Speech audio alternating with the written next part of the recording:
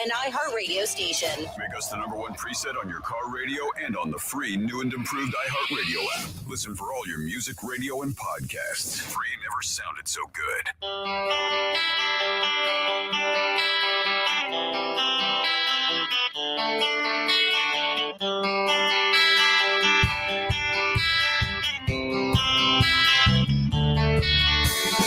Navigating today's real estate market can be tricky. Want to buy or sell a house, finance or insure a house, or stuck with a house and don't know what to do? Florida Talk Real Estate has been your local one-stop real estate shop since 2012. Get the advice you need from your local real estate pros. Here are your hosts, Jim DePola and Johnny C. live on Real Radio. Good Saturday morning. Welcome to another edition. Florida Talk Real Estate. We got you for the next 2 hours of infotainment. Live on this 20th day of September. Thanks for being out there. 92.1, 101.7. Thanks for tuning in the old terrestrial radio. Of course, if you have your free download, your iHeartRadio app, that's a free download, by the way. I'll say it again. Echo. It's wonderful access, worldwide access, to be really frank. You can call me Johnny instead, but that's an amazing thing. Free download, worldwide access. Get you some. Of course, we live stream on a Saturday as well. Join us on Facebook, Florida Talk Real Estate on Facebook. On YouTube, Florida Talk Real Estate LLC on YouTube, home of a ton of informational chunk videos, plus our live stream on a Saturday. If you're there, thanks for being there out the gates. If you're not, you can join at any time, even after the fact. Enjoy. Of course, you can always be a part of the program. Toll free at 877-927-6969. Questions, comments, concerns in the world of real estate, hit us up. The first voice you'll hear, the melodious tones of our producer extraordinaire. There's Jimothy, my brother from another mother. What up, dude? Hey, good morning, Johnny. Good to see you, buddy. How are you today? I'm really good. Good to see you as always. Excellent. Love it. And yes, Saturday, get you some. Johnny C, that's me, your old buddy, your old pal. Here's your starting lineup on a Saturday morning.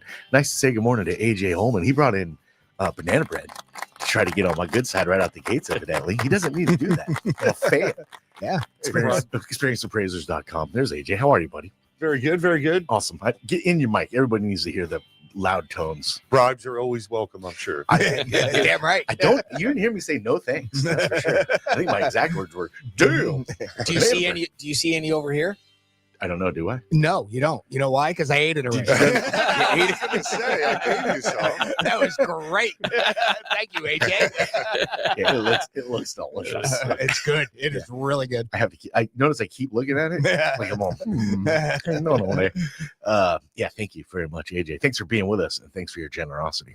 Of course, we'll say good morning to our fearless leader as well. 13 plus years now, I've told you he runs a top producing Keller Williams team, the Florida Home Pros team, Keller Williams Innovations. You'll find Jimmy D. There's Jim DePola. Jimmy D, how you be? Hey, I'm doing great, Johnny. Hey, Jake, good morning. You got banana bread? I do have banana bread. I put it in the car. I'm going to eat it right after I'm done, and I love banana bread. You stashed it because you're like, Jimothy's going to eat that junk. Damn right. Yeah, I'm a big banana.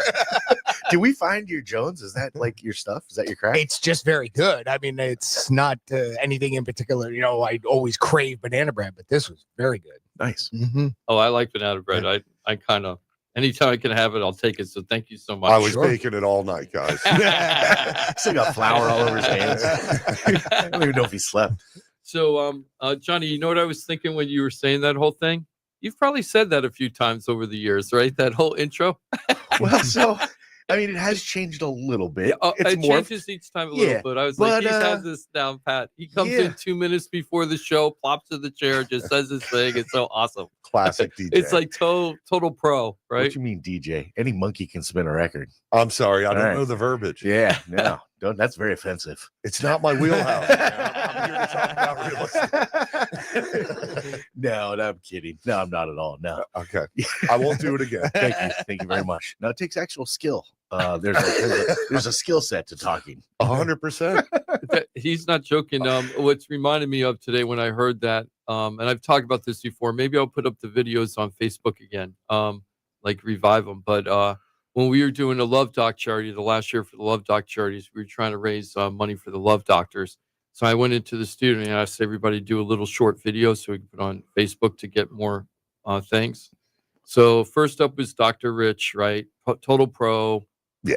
One cut, right? Done. Right. He asked me a couple questions. He goes, okay, I'm ready, right? Right. Then Glenn walks in. Dr. Glenn, Oh my God. It was actually comical, right? The whole thing was comical, and he could not get it right. All he had to say was, if you love the Love Doctor charities, you got to like Florida Talk Real Estate with Rob and Jim. No, That's that's what too we much. were, right? That's too much for him. Oh That my is- God. that's He could excessive. not get that right, right? He couldn't get like the like and the love. He's like, if he actually said, if you like Florida Then Talk, or love Talk the- Real Estate, yeah. then you got to love the Love Doctor. And then he stopped. And he's like, that doesn't sound That's right. not right. That's not I'm right. like, no, Dr. Gwen, this is what he couldn't get it right. I finally gave up. He just didn't get it right. That sounds like their entire show condensed into a short story. Then Like Dan, you're their like, entire show. Tell me about the there's Love one more Doctors. though, but there's Yeah. one more, Dano, right? So Dano, oh my God, the video for Dano was hilarious because Dano looked so nervous being on camera, and I'm holding the flip phone for Yeah. for Jesus' sakes, right? I'm holding up a flip phone. It's like some big equipment over there, and this shows you how long ago flip phone, right? Yeah, Remember the yeah, flip yeah. phones? So What's anyway, going on over he here? he looked That's so really nervous good and quality pain. video, He too. looked so nervous and pain to say that 30 seconds, right? Then I get to Johnny. He plops in the chair, just like Dr. Rich, right? Yeah. One take Johnny. He's in there, boom, boom, boom, perfect. He had it perfect like Dr. Rich. And I was like, that is a full experience of WZZR right Yeah, there. yeah, That's the sounds whole about right. experience for the whole station. It was awesome. But maybe I'll take them. I still have them. I came across them recently. Maybe I'll just throw them up on Facebook just for the heck of it. Little throwback. Yeah, just to see. People That'd be haven't good. seen. Yeah, I'd we like to kinda- see that. Yeah. I bet you I'm 70, 80 pounds heavier. Oh yeah. Yeah. Yeah. That's I mean, true. Yep. I'm big enough. I was a Yeah. huge bitch probably at that time. Yeah, so you might could- not want to. Oh, I bet you watch the video. You're like, can you hear him getting fatter? He's not even eating the banana bread. So You you're can hear- 70 pounds lighter now. Oh, easy. I bet you Oh, in that okay, video, okay. I bet you I'm like 320. I'm like Oh wow. 240. Okay. Yeah. Well, Wow. congratulations. I believe you want to hear something awesome. I guess I lost 100 pounds twice. Oh wow. The same 100 pounds. Yeah, yeah, yeah. Twice. No, I get it. I've been losing the same 20 Lost it. pounds for 5 years. Found it. There it is. And he Yeah, lost it found again. Oh, That's and there's where 40 it more was. over there. I didn't even know I stashed those. Yeah. I'll take Oh, I'll those. too. take those too, Yeah, right? yeah. That's funny. Yeah. Got a That's lot. not We funny. have a lot to talk about today. We're going to do shout outs in just a little bit, but a lot of interesting news.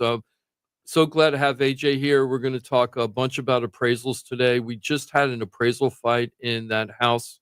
Well, one of my shout outs. So we're going to be closing in an Ocala area home. We had an appraisal problem, so it's perfect. AJ's here. We're going to talk a little bit about that. Nice. And we're going to talk about this unique housing trend that's happening a little bit throughout the state, dealing with new construction and resale that a lot of people aren't talking about. We're also going to talk about when do you need to hire an appraiser, right? A lot of people don't understand at what point, when do you need an appraiser? I don't know how many times AG tells me he turns down work because he doesn't think it's worth the people to do it. Oh So we're yeah, all gonna the get into time. I that. tell people you don't need me. Here's Yep. what you should do instead. And then we had two very interesting articles that I thought we'd talk about today. One is from a governor candidate for Florida who says he wants to end private insurance coverage for hurricanes and have it, natural disasters, I should say, and have that all completely government controlled insurance just for that Interesting. facet. Kind of interesting. We'll talk about it. I don't have any opinions. I'm just telling you the ideas. It's interesting. Everybody's floating out all these ideas. So this is a new idea. Who's the candidate? Jolly, David David Jolly. Jolly. That's his. Yeah, I like David Jolly. Yeah, a so lot. David Jolly was, I didn't know this much about him. He was a Republican, then Yeah. became independent. Now he's running as a governor Democrat.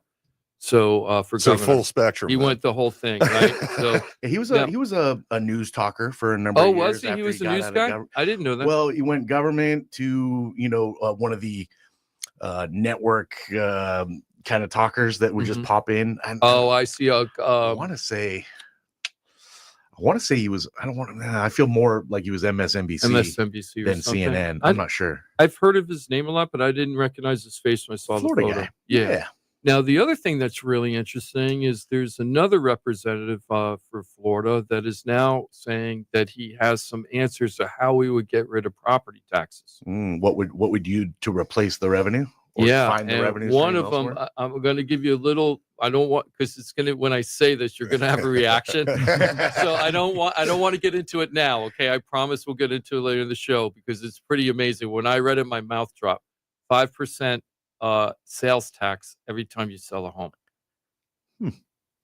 Okay, and we'll talk about how that would look, and that would be one facet, but that's one that isn't all of it, but that would be a big piece to get rid of the property taxes. But there's other stuff, so we're going to get into that in a little bit too. Yeah, So I thought that's kind of interesting. That's a fun numbers game, is what it Yeah, is. 'Cause yeah. it really depends on the market. If you have a market that churns a lot, we're not Yeah, talking yeah, about it right exactly. now. Yeah. Not Right. talking I about know. it right See, now. Just wait, it's so just wait. it's so Wait. tempting just to get Wait into it for right it. now. I know. So you got to wait. Well, what are you doing, putting it all out right now? Jeez. That's why I'm doing. I'm Here's making what we're people. gonna I'm talk making about, but people don't wait. say anything. Yeah, we're gonna talk. We're gonna talk about this, but not right now. Okay, so let me just get a couple of shout outs. Oh man, God, I'm so happy about this one yesterday. We closed on a house in Port St. Lucie for Michelle and one of my favorite all-time first names for one of my customers, Cisco. Nice. Don't you love that Oh, first you name, can't say it Cisco? without an accent. know, Like a it's little like, flair. yeah. Cisco. I know. All I think about is that song, Cisco Was a Friend of Mine. You know what I'm talking about? Nobody Oh, does. it was the 1970s. No, big hit. I know it. Cisco. Oh, if I had my meta glasses on, I'd ask Cisco what Kid? the Was it? Cisco Kid. No, Cisco Kid Kid was a friend of mine. a friend of mine. I mean, I Yep. know that line, Yeah. but I think of, I Oh, can't yeah, think of the yeah, song I know. right I think of the thong song. Oh, I That don't one. remember that. Yeah, I don't remember that. His one. real name was Mark, by the way. But Cisco, he was in Drew Hill. He had a solo career. Come on, Jimmy Pretty G. bad. Yeah, I'm old. I don't know that one. Unfortunately, I'm bad about that. Dong, dong, dong, But dong. congratulations to them. They sold their home in Port St. Lucie. It was in a really nice community called Copper Creek. It took a little while to sell it. What was unusual about that house, it wasn't, it was the layout. And this is actually the third time in a year and a half that I had a heck of a time because of the layout of the house. And there was nothing anybody could do about it. It's just the way the layout is. In Port St. Lucie, there's a lot of homes that were built in like the early to mid 1980s where you have this living room, and then one wall of the living room is the back of the kitchen. And then around the corner from the living room is a little dining room, and it usually looks over a sliding glass door into the backyard. And people hate that. our old And house. they want to break open the yeah. kitchen. It's just like our old house. yeah, in actually, Aroso. that's true, Well, right? it used And- to be like that. Like Atlantis, every house that hasn't been remodified, you walk in there and the first thing you see is a wall. Right. Because that's the way it used to be. The foyer had a formal foyer, the kitchen separated from the living room. And this is why they keep the women in the kitchen, the men are in the and that's just not the way the world is now. That was Right. 50 years ago. And you know? everybody that walked into that house wanted to open up the kitchen, and there was no way to do it without losing half your kitchen cabinets, and you wouldn't Yeah. have any storage. Yeah, Sure. right? Yeah. There was just nothing you could do. So everybody just didn't like it. And you just can't do anything about that. You just got to wait for the person that's okay with it. And it's not bad. It's just that it isn't in tune. So this one, it had a really small living room downstairs and an open kitchen. There was hardly even any dining room space. And it was a 2-story house, and they had a big loft upstairs. And if that loft Okay. was downstairs, Yeah, it would have changed the whole game. the whole thing would have been Yeah. different. So everybody came up as like, where am I going to have Thanksgiving dinner and blah, blah, blah. So anyway, we got that house sold though. I was really, really happy. We got it closed yesterday. It was Great. really, really good. Didn't find out until the middle of the deal that, not the middle deal, that as we're closing, that they almost were in foreclosure for HOA problems. Had no idea. And the fees were racking Yeah, up, yeah, and I that's had no right. idea about it. Nobody mentioned it to me. I guess they were embarrassed or thought it wasn't a big issue, but it was. So tip out there, if you're ever in trouble with your HOA or something like that, and you're selling your house, you got to tell your realtor what's going on because it could be big problems. So that all has to be dealt with before the title changes. Yes. No, not really. Well, yes. Yeah. What happens is all gets paid off at closing. And right? then they'll issue an estoppel letter, but not until they're paid off. Right. Huh. Yeah. So So it comes out of the proceeds of the seller, Okay. the money that the seller gets, it comes out of their money, Okay. not the buyer. Okay. So I guess if you're on the buy side, It's transparent to you. It doesn't matter. yeah, it's kind of okay. Right, Unle- but- unless it doesn't happen. But the Well, seller, then yeah. but when they were trying to budget how much money they were going to get at closing, I didn't know about that. So my seller net sheet, right? I'm on the sell side. So the seller net sheet changes. Yeah, it was dramatically different of what they were supposed to get, and I felt bad about that. But you know, it was so nice. But I suspect they probably knew that. Oh, they knew. That's it. I've had that happen before too, Jim. At the end of the deal, I'm like, what? What do you mean the $25,000 payment out of proceeds? I had no idea. Oh yeah, that person's way behind on this or that. So brutal. Yeah. So I'm really happy that deal got done, and thank you. Shout out to Michelle and Cisco for allowing me to help them with that, and also thank you to Mike. Mike has been a big fan of the show, and he called me, I guess about 3 years ago, to sell his mom's home. And then I met his sister, Diane, Mike's sister, Diane. And then Mike called me earlier this year and said, my daughter needs to sell her house. And then my sister needs to sell her condo, and she's moving to Missouri. So I took care of all 3 properties. Diane's property's under contract. We're supposed to close either next week or the week at the 26th, whenever the 25th. So I think that's next week. So that'll be a shout out for next week. What really made me happy, hold on here, is everybody just hold on. Yeah, sorry. 877-927-6969. That's toll free in the studio if you'd like to be a part of the program. Oh, I can't find it. But anyway, one of the sellers sent me a really nice text saying, because it was a tough closing. The closing was pushed back 30 days because the person, I remember I mentioned this, the person lost her job in the middle of closing on the deal. So it was a husband and wife buying the house. Then the wife lost her job. So now they didn't have enough income anymore.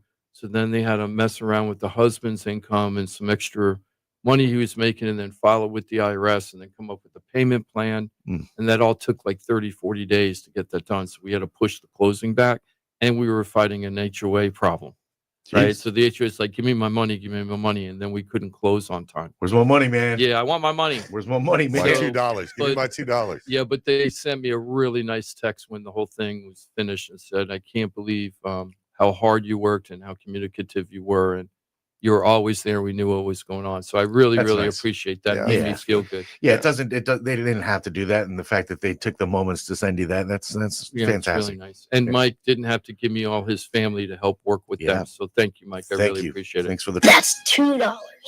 $2. I want my $2.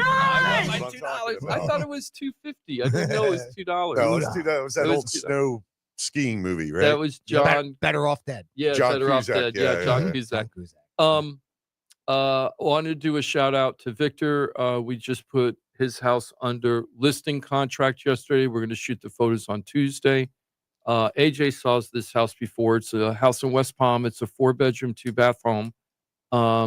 It's centrally located near Haverhill and Southern, basically. Yeah, like real over close in that to area. Southern. It's good commuter house. Yep, good commuter house, like centrally located everything.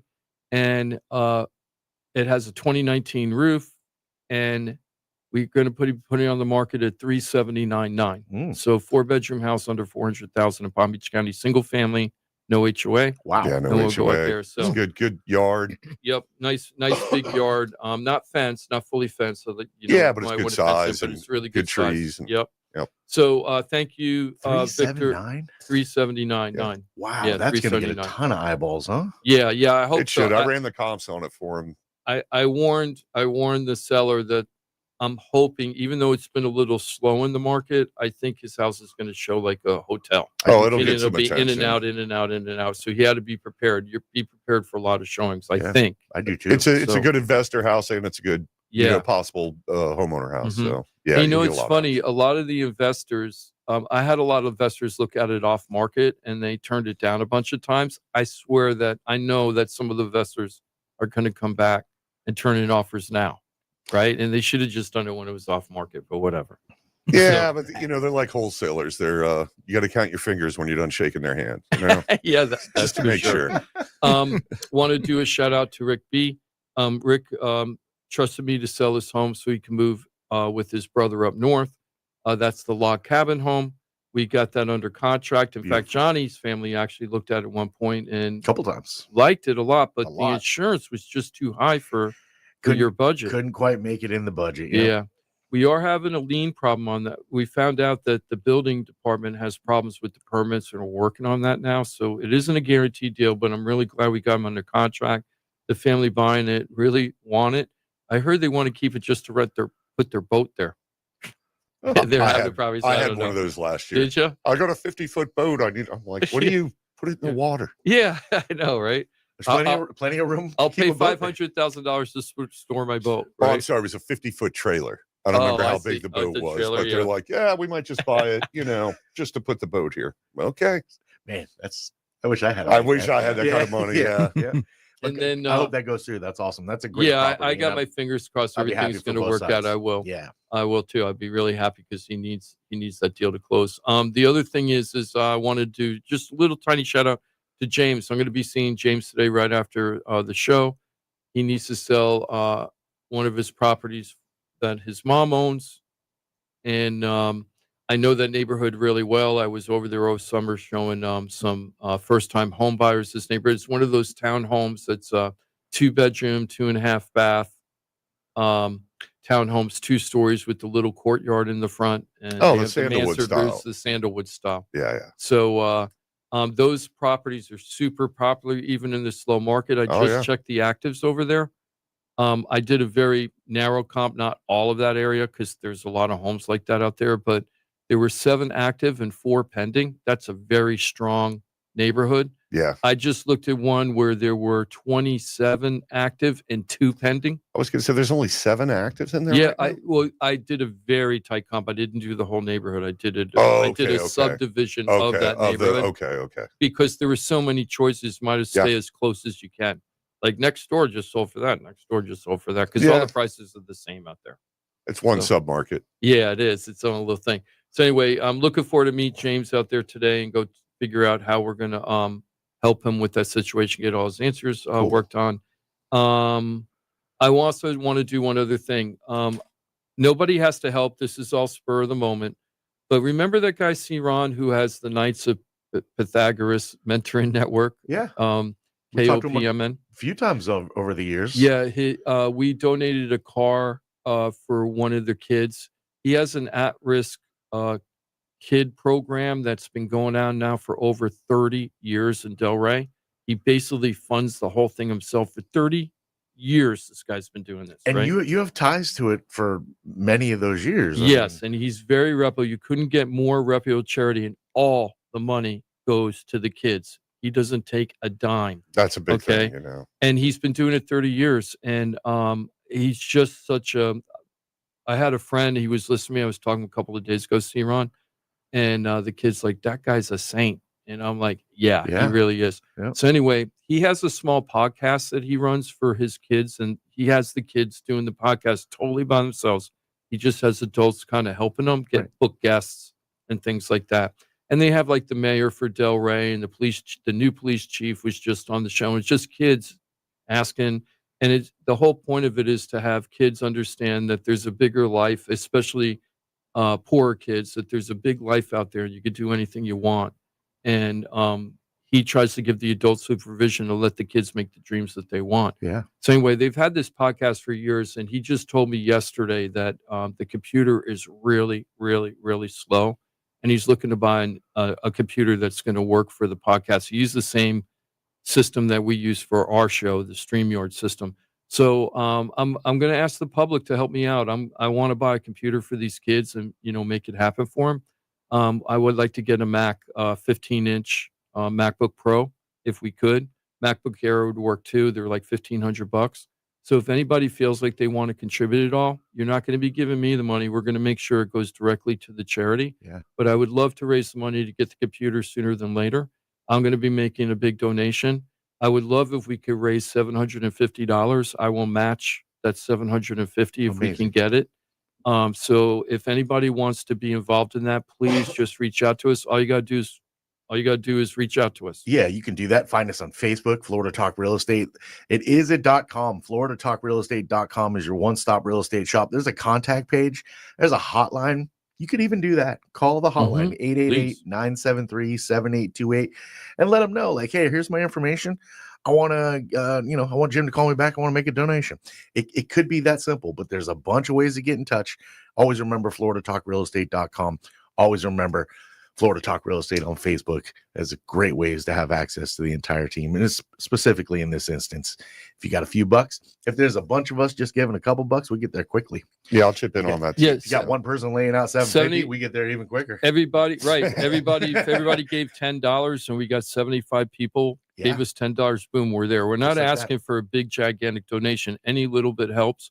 That's how this group's been running for 30 years. Is people giving $5, $10, $20, whatever they can afford. Well, you mentioned the Love Doctors charities out the gates, and you can raise a lot of money if everybody gives a little bit. We were brand new. True. That was our first year on the show, and we raised $6,000 for the Love Doctors that year. That was major. I was so proud of that, and I was so looking forward to doing it the next year. It's like, next year we're going to do it right.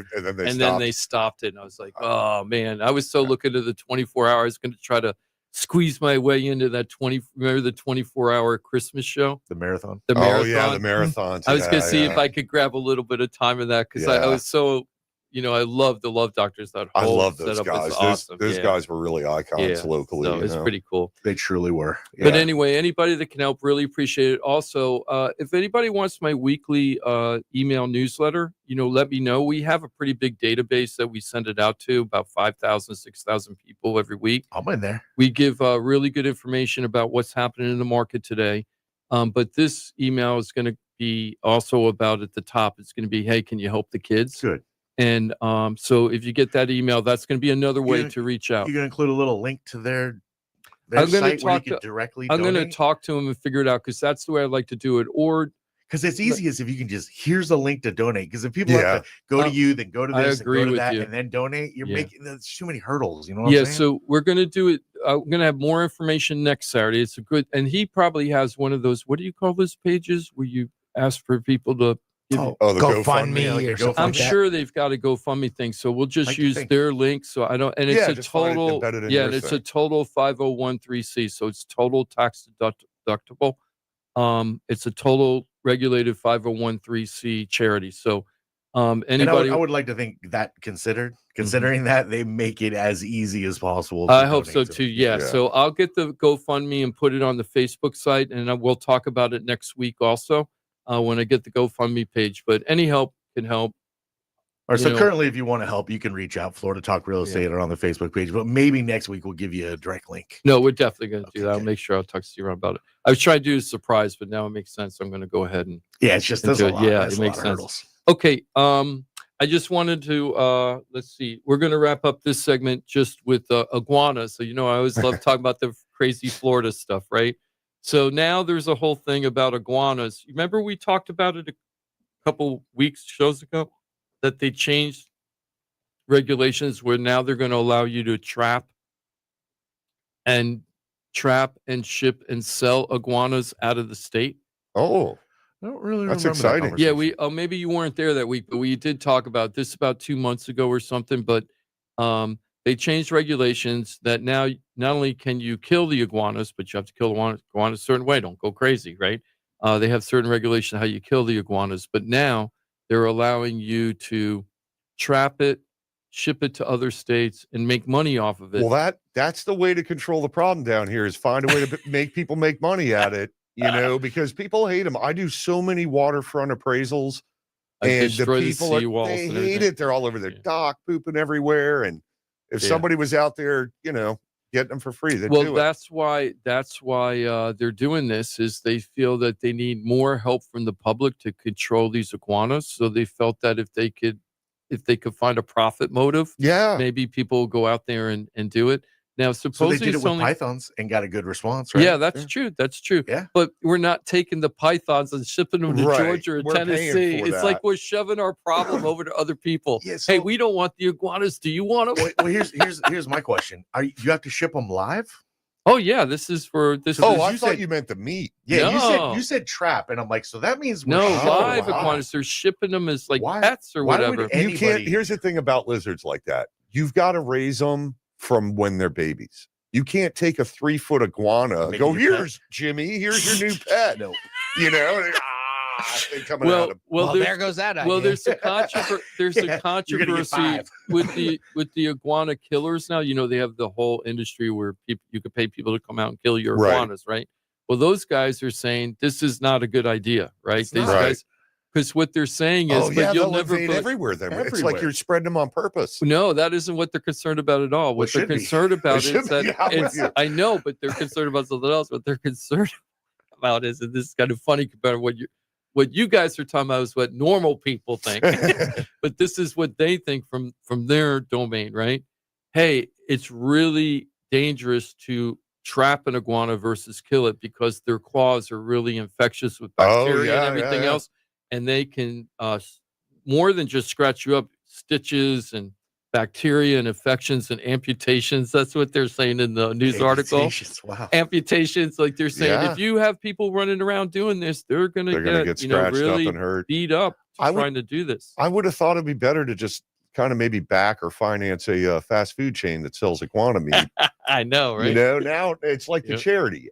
You add in all these smaller people making money by catching a few of them, Yeah. and it's thousands of them. If you have a good motivator in there, Yeah. some money. We need to do a chef show, like a cooking show, Like where the show's only like all iguanas. no, not just iguanas, like any kind of like invasive species to figure out how to eat it right and it tastes good so that we Yeah, so can like get rid of them. lionfish. Yeah, like that. Yeah, like lionfish, that, right? There's another Yeah. one. Yep, Yeah. and like figure out all the crazy stuff that we want out of our lives and figure out how to eat it. So we know lionfish is really played. That's I was going to say that's desirable. been very successful too. Yes, very Yeah. desirable. I'm yet to try iguana, but I hear Yeah, I Tastes heard- like chicken. Tastes right? like chicken, Yeah, right? sure. Chicken. if you can make iguana like where you almost desire it, you're like, man, I want some iguana.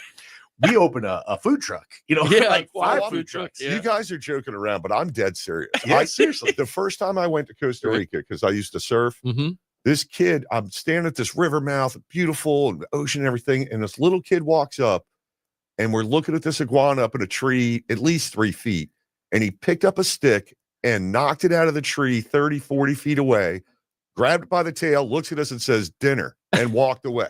Right. Little Okay. kid, Yeah. but apparently it tastes like chicken. I don't know. And if you can make it to where again it's desired, where people are like, you know what I'm craving? Some iguana. Yeah. All of a sudden we have this, free supply, right, of endless menu fare. Hey, Food Network, if you heard this idea, you call me because we own it because we Oh, just yeah, said we're it suing on them if air. they It's do it. recorded. Just 100%. emailed ourselves. Yeah, we just emailed. Yeah, exactly.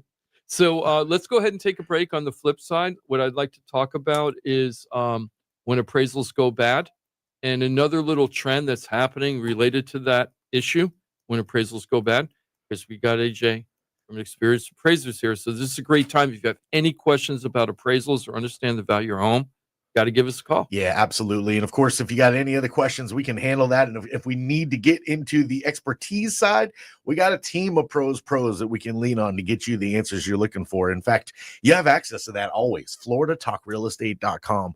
If you're looking to buy a home, sell a home, you're stuck with a home, you don't know what to do, or if you have an issue, anything that touches the world of real estate, believe me, I have a pros pro to handle so much for you, including your very unique issue. Every situation is like a snowflake. And believe me when I say it, FloridaTalkRealEstate.com. They've seen it. They've been through it. And they are there for you when you're in need. Remember it. Write it down. Share it. You can change lives, including your very own, with the pros at FloridaTalkRealEstate.com. We're back in 4 minutes. Thanks for being with us every Saturday. Florida Talk Real Estate right here on Real Radio. We're everywhere you need to be. Find your favorite show at realradio921.com. Real Radio weather. I'm CBS 12 meteorologist Charlotte Carl. While we did see a few showers this morning, we are going to see a drying pattern throughout the afternoon. We are going to see that pattern kick in starting around lunchtime today, and then we'll see some clouds linger through the afternoon and evening, but then conditions clear up before more clouds move in for tomorrow morning. This report is sponsored by AutoZone. Get in the zone. The free AutoZone Fix Finder service can help you troubleshoot the likely cause of your pesky check engine light for free and help you save time and money down the road. Restrictions apply. Get in the zone. AutoZone. Hey, it's your boy Johnny C here, host of Florida Talk Real Estate. They're tops when it comes to helping people buy and sell houses. But Florida Talk Real Estate is so much more than that. For 5 years, I've watched these guys help thousands of our listeners with any real estate need. They couldn't do it without their sponsors, who are experts in their fields. Check it out. Jim DePola, powered by Keller Williams Realty. Their team specializes in helping people sell their house for top dollar, and buyers get great deals on the purchase of their home. That's what they did for me and my family, and I couldn't be happier that I hired them for my real estate transaction. Mike Rao from the mortgage firm is one of our favorite guests on the show, and he is the mortgage guy. Whether you're looking for a refi or a mortgage to purchase a new home, Mike Rao will get you the answers you need. The mortgage firm is licensed to do loans in Florida, Alabama, Tennessee, and Georgia, and they have local offices that cover all of South Florida. So if you're thinking about a refi or a new mortgage, go to the mortgage guy, Mike Rao, and find out what he can do for you. The Mortgage Firm, Inc., NMLS 189233, Florida license MLD 78, equal housing lender. The law office of Paul A. Krasker has been specializing in real estate law for nearly 25 years and has the professional team you need. Upside down with your house, Paul's team can help you conduct short sales, loan modifications, even if you're behind on payments. They also help you with foreclosure defense and bankruptcy. They can even help you get a student loan modification and repair your credit to get the score you need. Paul's full-service team has helped thousands of our listeners, and they can help you too. Trident Title LLC is the largest privately owned title company in Florida. When you need a title company to complete a refi, home purchase, or sale, Trident Title has got you covered. Not only do they offer competitive pricing, Trident Title has attorneys on staff to make sure if you have bumps in the road declaring title that you can get the job done. Beware, not all title companies in Florida have attorneys on staff. Trident Title does and complies with all the new federal regulations released last year. Ross Camaronets, owner of Brightway Insurance, has been helping our listeners get great rates on homeowners insurance plans. Haven't checked your homeowners insurance policy in a while? This is a great way to help reduce your monthly mortgage payment. Ross can also help with renters and auto insurance. Ross is only a phone call away and can usually get the answers you need same day. Call Ross today at 561-425-6228 or drop by his office at 873 Donald Ross Road in Juno Beach. So now you know why I'm happy to be part of the Florida Talk Real Estate Show, the longest running real estate show in Florida. And all these sponsors are just a phone call or a click away. Just call 888-973-7828. That's 888-973-7828. Or go to floridatalkrealestate.com. That's floridatalkrealestate.com.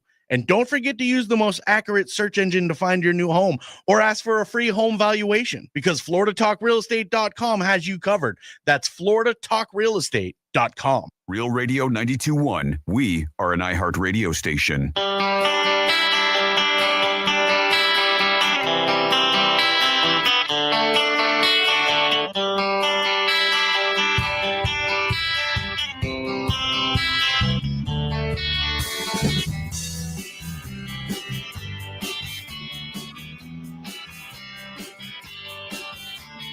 This is Florida Talk Real Estate with Jim DePola and Johnny C. Got a question for the show? Call us live at 1-877-927-6969. There it is, 877-927-6969, toll free. We're looking at about 9:38 on this Saturday morning. It's the 20th of September. We are live. Thanks for being with us.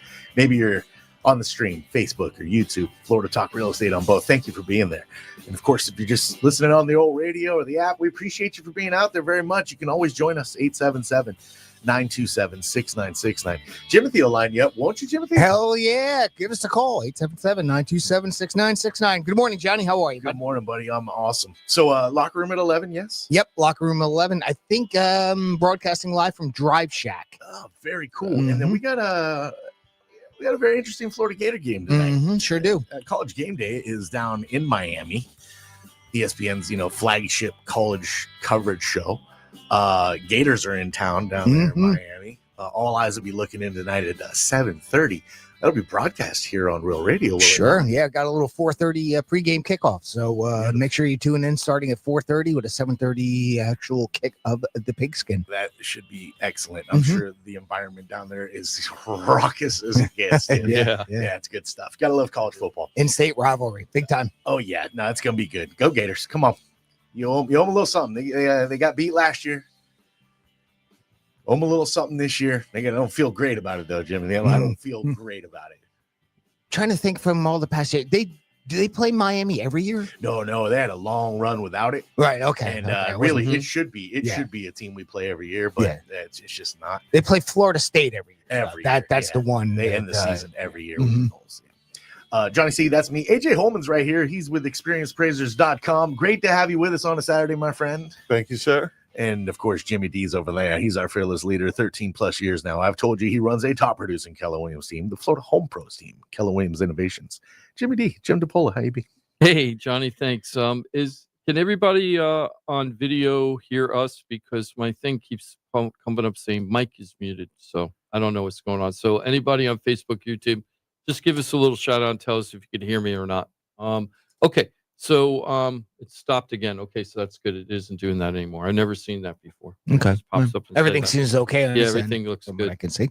So AJ, I had a situation where I was helping one of my customers buy a house in Dunellen, which is outside of Ocala. And I'm not familiar with that area too well, but we went up there and went house hunting, and we found a property, and it was a 2020. It was built in 2020, new construction, 3-bedroom, 2-bath, like 1,600 square feet, 2-car garage on an acre lot. We just looked at another brand new construction down the road. We actually put an offer on it, took it away for $396,000. That house was only like 200 square feet bigger, right? So this one was $355. The other one was $396. We took the $355 and we asked for 3% seller concessions, which haggled down to about half of that. And then when we got the appraisal back, now we were at $355. The appraisal came in at $323. Ooh. Big time, like almost a 10% drop on the value of the home. Very shocking to sellers when that happens, right? Sure. Shocking, right? Because they're under contract. They think they're finally get to the end of the road, Yeah. and then those stupid appraisers come in. Those crazy. He can say that because he's an appraiser. Yeah. He's allowed to say that. He knows appraisers. Right. One of his best friends is an appraiser. So, yeah, exactly. So, I even remembered asking the agent before we went under contract, do you think this house is going to appraise? She goes, oh, no problem. Now, she was an awesome agent, right? She's a really good person and very helpful.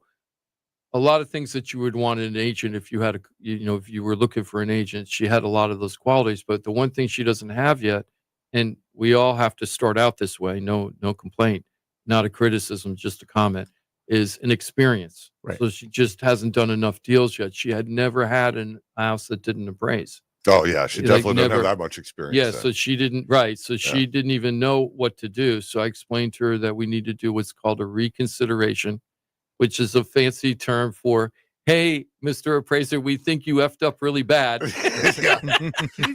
the heck are you doing to me? Right? That's what reconsideration means. But it's a polite term to say, hey, can you just kind of relook at this numbers? We got some suggestions for you. Yeah. Now, we went ahead and did that, and I explained to her how to do it the way that AJ has taught me over the years. And she didn't listen to anything I said. She turned in all brand new construction, never lived in homes. Our homes was 5 years old. So what they said was the big complaint is they said we were a C2 classification, but everything she turned in was a C1. Yeah. So can you explain the difference of those? Yeah. In a short way, could you explain difference in those classifications and what they really mean and how it can affect the value of your property? Well, I will say I actually just had an appraiser friend a couple of months ago that Freddie Mac called him a year after he did an appraisal, and he marked a home that was a couple of years old as a C1 because it was in perfect condition. C1 means, I don't have the definitions in front of me, but C1 basically means a brand new house, 0 depreciation, never been lived in. C2 is almost a C1, but it's been lived in. And what people don't understand sometimes is you think, oh, the appraiser's just doing this because he's being stubborn or whatever. My buddy got called from Freddie Mac a year later, said, hey, we're going through your appraisals here, and we see that you use C2 or a C1 designation for a 2-year-old house. And he said, yeah, but it was in perfect shape. And it absolutely, and they said, doesn't matter. If they've lived in it, it's a C2. Can I just stop right there? This is something that people don't understand about appraisers, so I just want to bring it up. They're licensed. They have to take classes and have to meet certain standards, appraisal standards. And if they don't do that, they can get in trouble. They can get We got state fined. guidelines, we got federal guidelines, we got lender guidelines, So- and all of those are potential flags for us. Right. So there's a lot of liability. They can't just willy-nilly come up with prices. And that's what a lot of people don't get is like their profession and what their constraints are of how they can evaluate properties. They can't just do it based on their quote opinion. It has to be based on guardrails that are set for them. And then they have a little bit of leeway in there because they're the eyes and ears on the ground. But you can't, like, this is an example. It wasn't brand new, so it's not C1. Right. And now you don't necessarily have to adjust for it being a C1 versus a C2. Oh, price, it doesn't automatically It doesn't mean affect you the have to adjust. Ah, And this interesting. is actually, and this applies to a lot of what we're about to talk about. But look, as a realtor, you could say, okay, I've got 5 comps here that I can see for my home. They all have pools. I don't have a pool. Pools are worth 20 grand. So if I do that adjustment, then I'm fine. But you create those adjustments, those values off of your own opinion. But appraisers, we do the same thing, but we have to back it with what we call bracketing. So we have to statistically show if there's a difference or not. So if I start with 12 comps in a file, 9 comps and comparable sales in a file, even if I'm not going to use half of them at the end, because what I do is I put all those in there and then I try to do adjustments. And this is called market extraction or paired sales analysis. So some of those are going to have pools, some of them aren't going to have pools. And it becomes so obvious as you're doing the process of appraising that you go, okay, you start with, I think pools are worth about 40 grand in this neighborhood. So you make that adjustment. But then you do that for all these different attributes. Age, like you're talking about, new construction versus not new construction. And then you have your top line number, what it sold for. You do all these adjustments. And then at the bottom, you have your adjusted number. Those adjusted numbers will all gravitate towards a center point. And then one of them will be a little high. Oh, why is this one high? Why is this one showing a higher value than the others? Well, this one has a pool and the other ones don't. And I adjusted 50,000 for that pool. Maybe that pool's actually worth 70,000, and you just keep doing that. You keep tweaking and tweaking. And at the end of it, that you've proved out what those different attributes are worth. So when you're asking, is a brand new home versus a home that used home, for lack of a better term, only if my statistics show that there's a difference, is there a difference? Okay.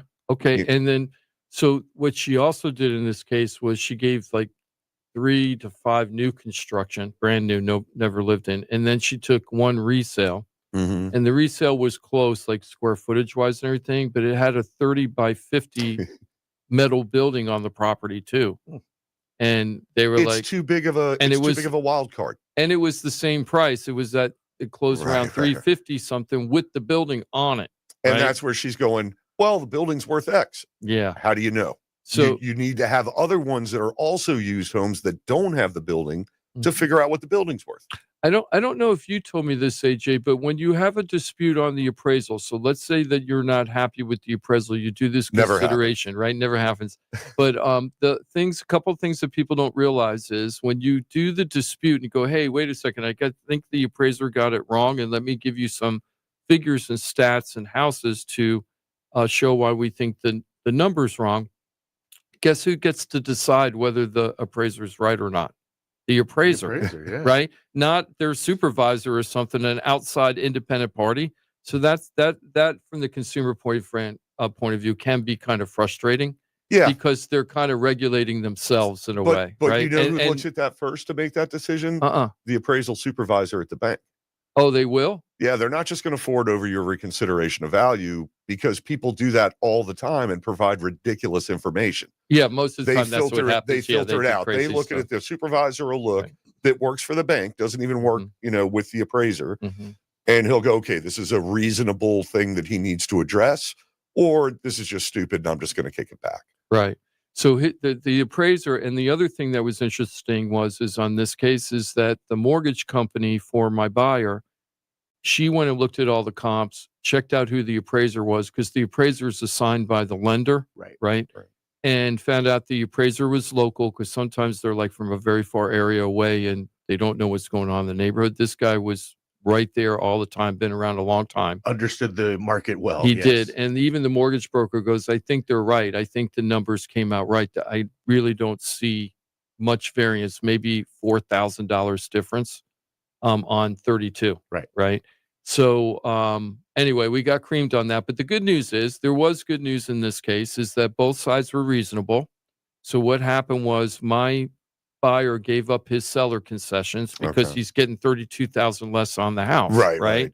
So he gave up the seller concessions, but because we had to do that, we went from a conventional loan at 5% to a FHA loan at 3.5%. But because of the price drop, he was saving like $300 a month on his mortgage payment. Right. And the other thing that's interesting is, if you just look at the price drop alone, not regardless of how much down payment you put down, 5% or 3.5%. I figured it out based on Mike's calculations. So every $5,000 costs you $35 a month right now on your mortgage payment. So I extrapolated the $32,000, and he's saving $470 a month on his, or $420 or something on his mortgage payment, right? Compared to what he would have done on the other deal.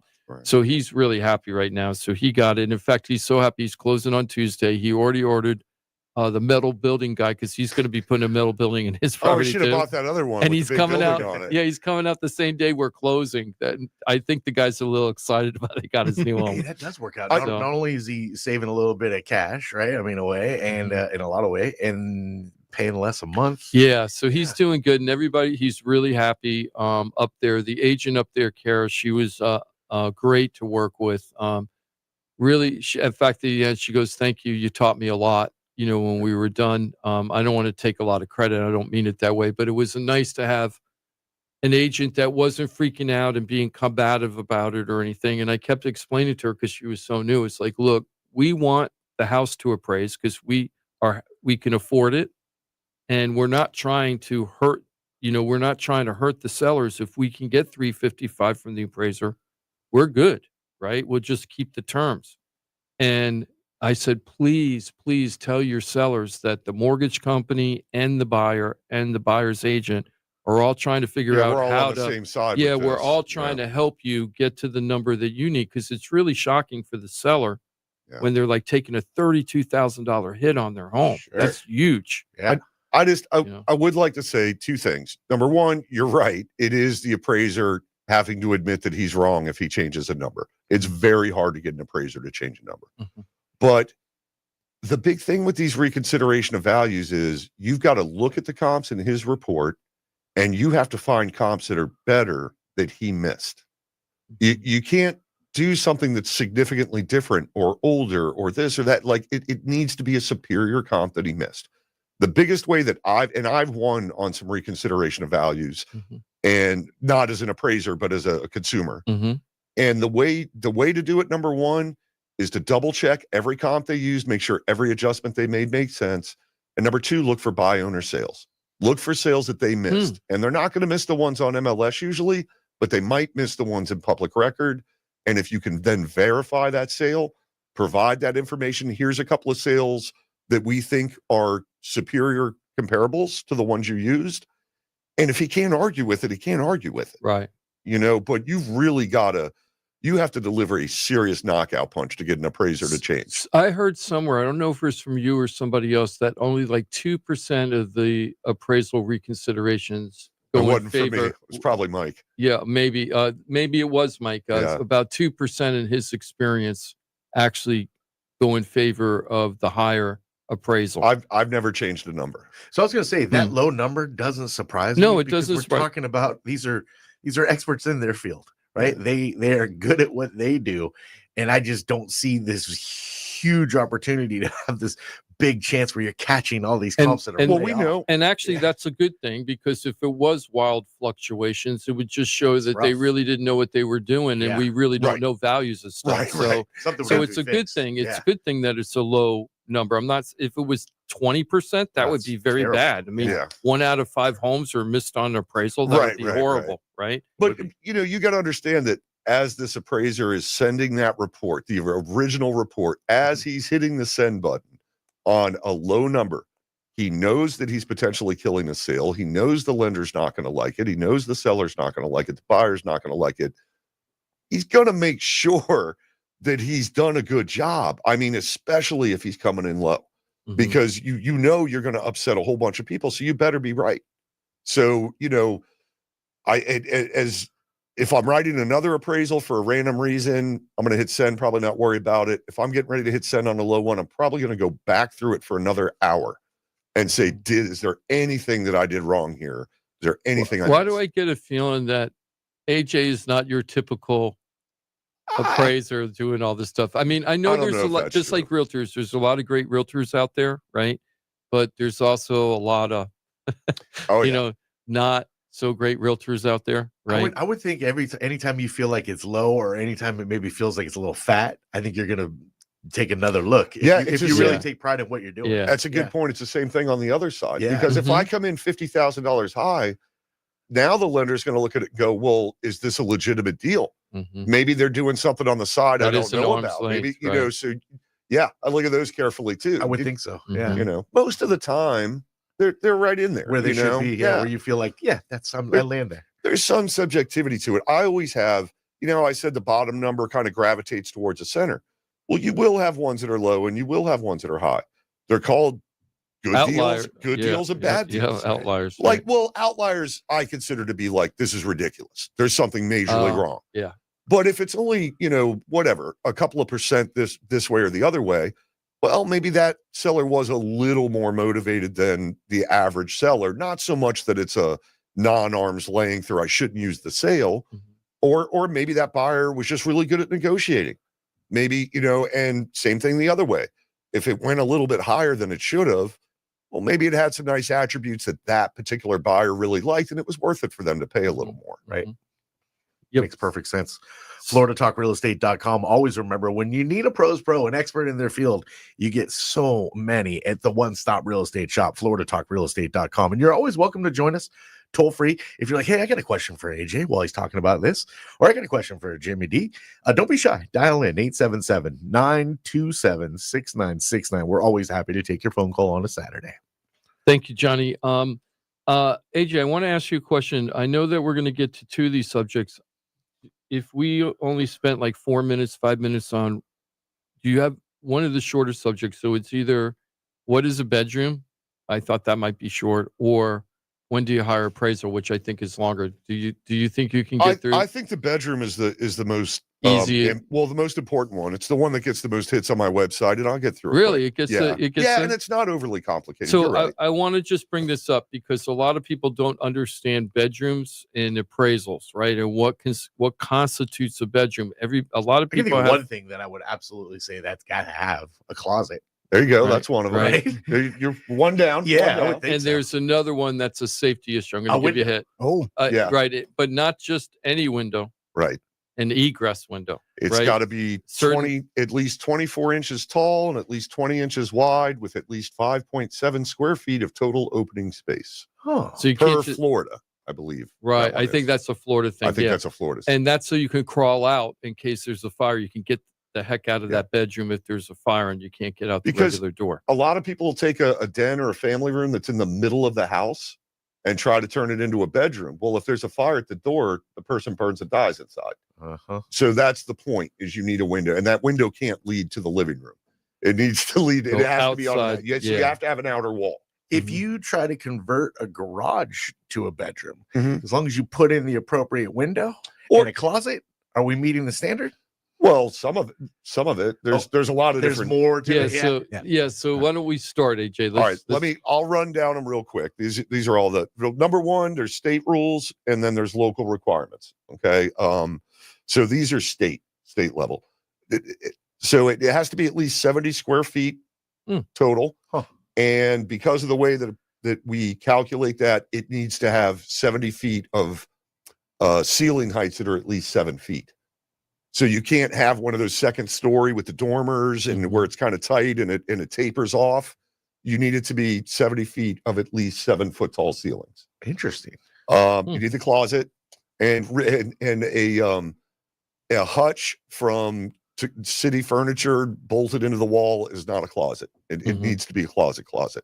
You need the window and you need the entry door. You need a door. You need privacy. Exclusivity of use. So you can't have, let's say it's a 3-bedroom, 1-bath house. Okay. And you have to go through one of the bedrooms to get to the 1-bathroom. You have a 2-bedroom house. Because if people can walk in and out of your bedroom, you need exclusivity of use. Let's see. That's happened to me before about going from walking through a bedroom to get to a bedroom. If it has to be a pass. Yeah, Right, I've seen that. That's a sitting room. Yeah. Not like it's something else. Right. So it's not just throwing a closet into a den, and those requirements, they're all on my website. If you ever want to look at that, this is actually the most popular frequently asked question. So you said these are state regulations. Yeah, I didn't get into there's individual municipalities that Well, take it like- even further.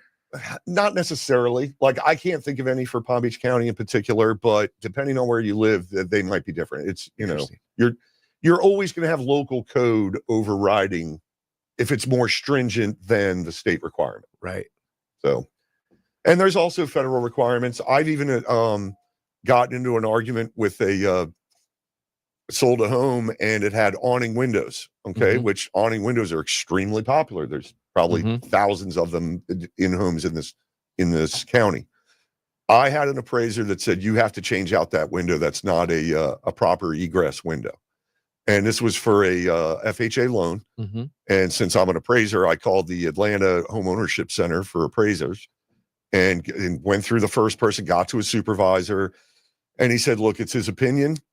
We got it down to the one sentence of the HUD requirement, and it's subjective."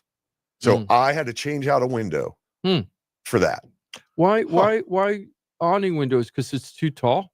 No, in his opinion, it constricted the access to get out? Yeah, and I told the guy at the home ownership center, I said, "Do you think the framing of an aluminum window is going to stop me from escaping from a fire?" Right? That little crossbar. Yep. I'm gonna rip that thing right out. A child is gonna rip that thing right out. Yeah. It's not a prison bar. Well, it's a. I do have a question on bedrooms. How much value do they get compared to regular living space? Because you and I've talked about this off air a bunch of times in real life situations. Same answer as every other thing everybody always asks me. Depends on the comps. In that submarket, does it matter? Right. So honestly, it's very rare. I personally, and most of the appraisers I know, we're bigger on square footage. What you do inside the home is your own personal choice. Whether you use that room as a media room, a bedroom, a den, family room, or a dining room, is that going to change the value? No, it's what you want to use it for. The only place that I really see it mattering more is sometimes on the higher ends, if it's family neighborhoods where they really need that 5th bedroom. But and also in rental markets where you get more rent. Oh if yeah, you've got a higher bedroom count. But I just had a case about a year ago, maybe a year and a half ago, Chris, right? And Chris was selling a house. I helped him. No, I don't think I helped him buy that house. He was selling a house, and we didn't get the right appraisal. Now Chris was pushing Chris was pushing the limit a little bit, so I wasn't surprised because he was really pushing it. But he got it because it was a hotter market. But then the house didn't appraise. So I went back and did the reconsideration. And I thought I had some pretty good stuff. But the problem was he said that 2 of the ones I used, even though they were less square footage than my house, living space square footage, they were smaller than our house, but they had an extra bedroom. Count. Yeah. And they actually put in the reconsideration rejection. You gave me 4 bedrooms. Right. Well, again, they have to be superior comps, and you're trying to get someone to admit that they did something wrong. Right. So if you have a good excuse, but the house appraised, I mean, the house sold with conventional financing Mhm. was smaller than our house. I So understand. why wouldn't that be a superior comp? Because, like I just said, it depends on when you put the comps in the report, and I do that market extraction, I do that sales comparison analysis. Is there a difference? Some markets, there is a difference. And if I'm trying to keep from admitting that I did something wrong, and I can point to that and say these are not superior comps, if you're doing a reconsideration of value, you have to find golden comps that there's no arguing with. Okay. And it's just, at that point, to me, it's a good, convenient excuse to be like, no, I'm not going to use that. So here's a realtor tip about appraisers, okay, for sellers, okay? Buyers, it isn't such a big deal if you're at the appraisal or not, because, in my opinion, the buyer's agent, because really it's the seller's responsibility of having the house appraised in a way, because they're the ones that set the price in the first place. So what I always do as a listing agent, and sellers should ask this if the agent is going to do this or not, because a lot don't. I go to the appraisal and I bring a list of upgrades, and I have already set up all the comps that I think are good for the property, and I have it in an email ready to go. And I go out and I meet with the appraiser. I chat them up a little bit, try to find out their experience, see if they have any questions, and then give the list of upgrades to them by hand, because sometimes they don't want my comps, so I never know what they want. So I just give them the list of upgrades. I had one guy just recently, that one I told you about, Port St. Lucie. Mhm. He didn't want my list of upgrades, and I was That's like, pretty odd. "Well, it's more than just a new AC. Like, you replace ductwork, which is really expensive." But why not just take it. The guy- why not just take it Yeah. and say nothing? When the What- guy, Even if you're not going to Yeah, use it. yeah, Yeah. even but if I'm going that- to burn it in a minute, at Yeah. least take it, walk away with But it, and not. but that just being a guy, when jerk. he walked in, I could feel like that's why I say I try to chat him up to get a feeling. And Yeah, this yeah. guy who was like, I don't need your comps. I've been doing this for 30 years in this neighborhood. I know every single thing that's going on in this neighborhood. And I'm like, okay. And I had to be gentle, because you don't want to yeah. get the guy angry. Yep. And I was like, well, I understand where you're coming from, but there are some things that you wouldn't normally see and know that might increase the value of the home. And he goes, well, just give it to me. And then it Right. came in low. I was like, oh, I And- knew this guy was going to be a problem. I've had that happen too. And my theory is, like you, I try to talk to them a little bit, but you can kind of tell if they're not being chatty or they don't want to talk. Fine. I hand them a folder.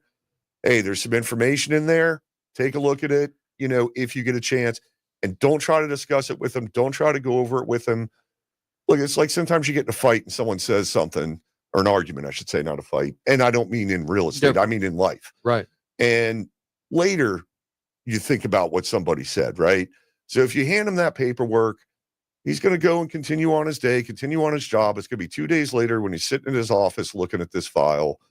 He's got the information sitting right there. He's probably going to read it. He's going to look at it. And if it's valid, good information, that's great. It helps them, because it helps them. Makes Yeah. a faster appraisal. Oh, that's a yeah. good comp. I'm going to use that one.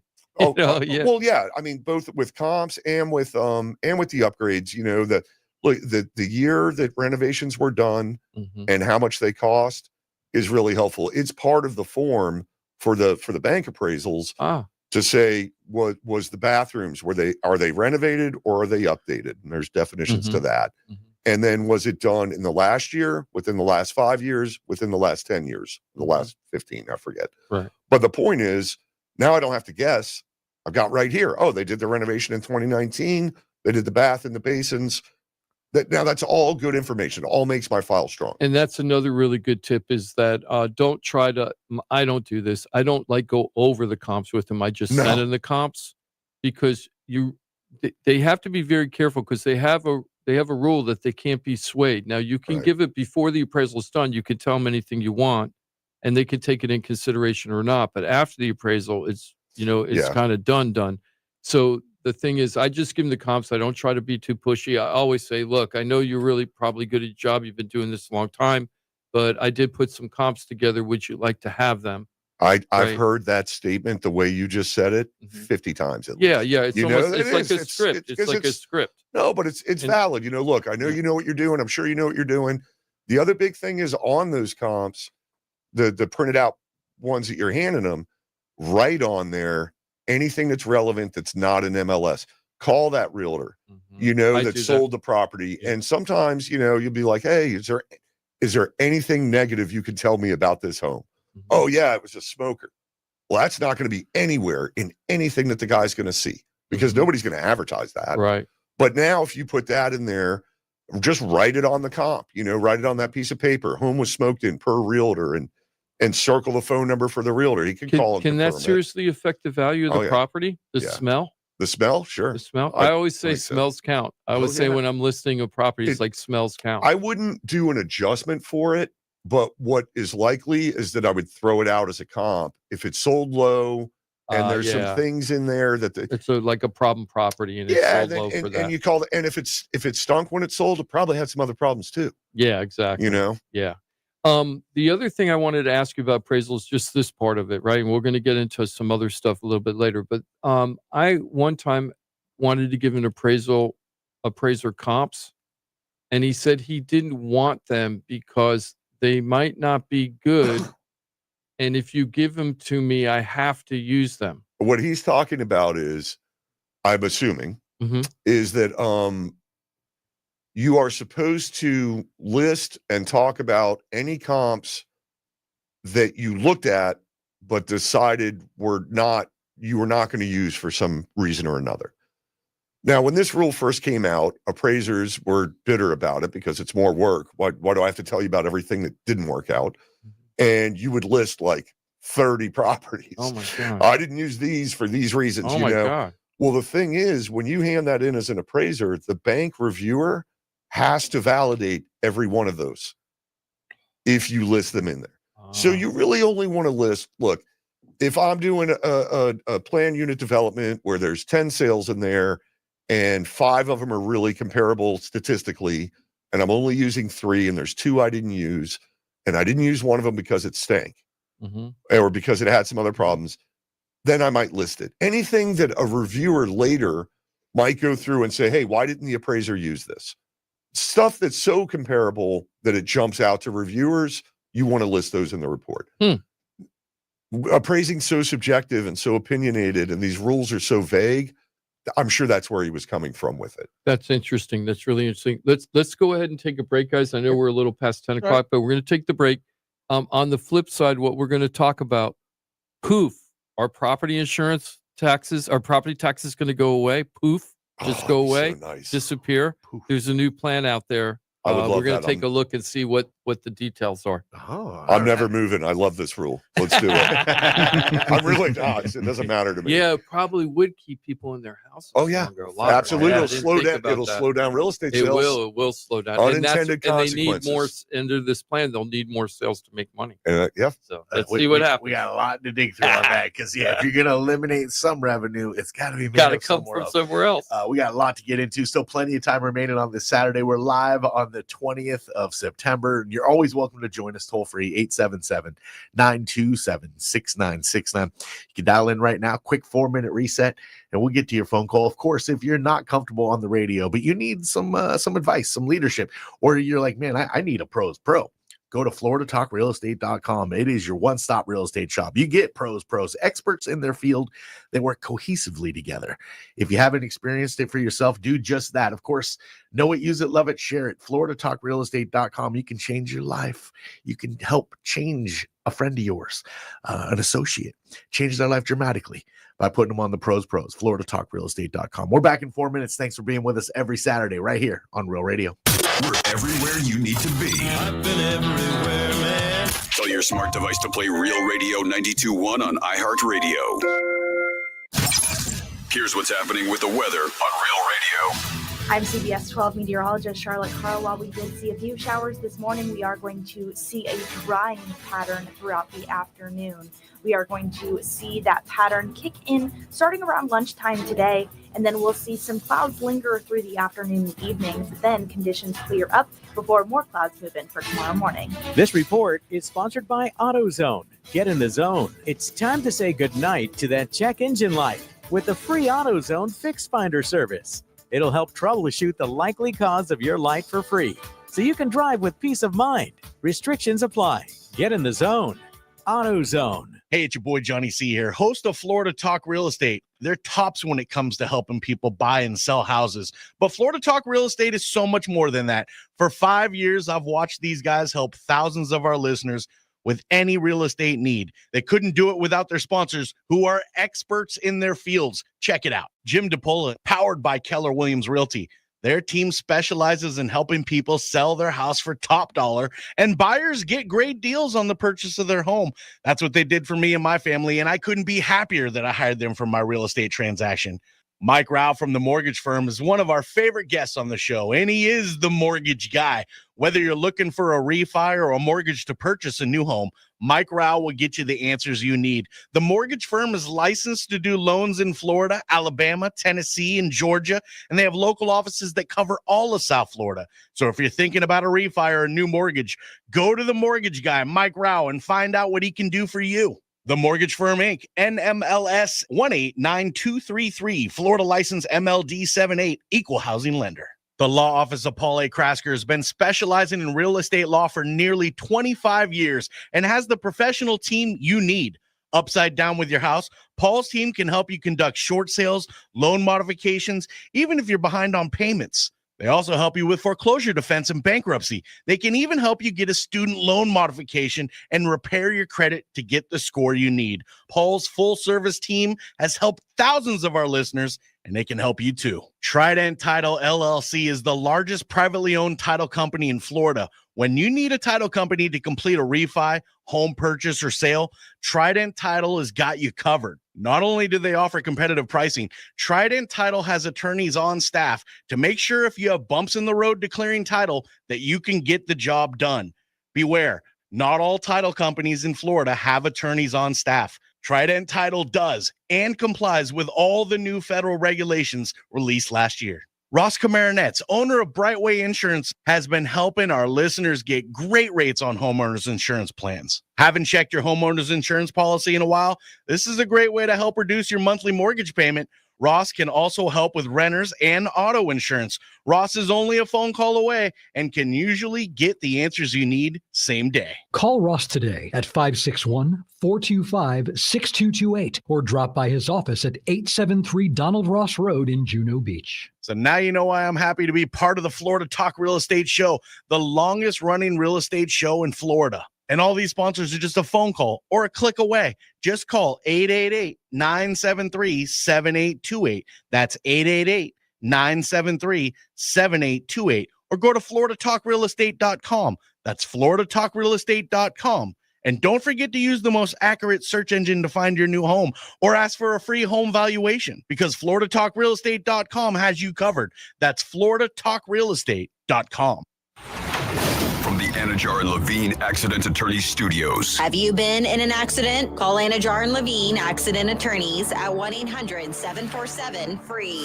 That's 1-800-747-3733. Real Radio 92.1 is WZZR West Palm Beach, an iHeartRadio station. Make us the #1 preset on your car radio and on the free new and improved iHeartRadio app. Listen for all your music, radio, and podcasts. Free never sounded so good.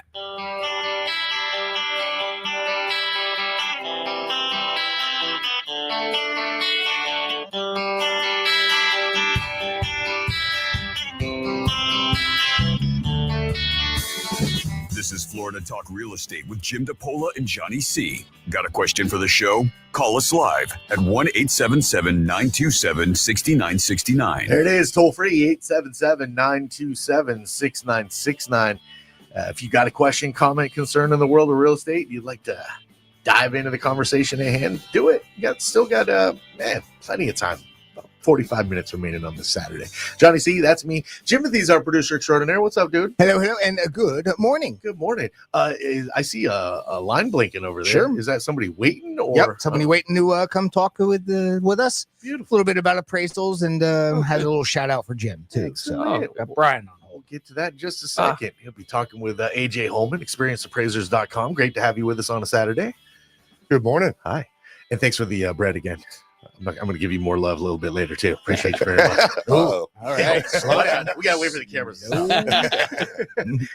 And of course, our fearless leader, 13 plus years now, I've told you he runs a top producing Keller Williams team. It's the Florida Home Pros team, Keller Williams Innovations. That's where you'll find Jimmy D. There's Jim DePola. How you be? Hey, good. Before Brian gets on phone, just want to do 2 quick little shout outs, okay?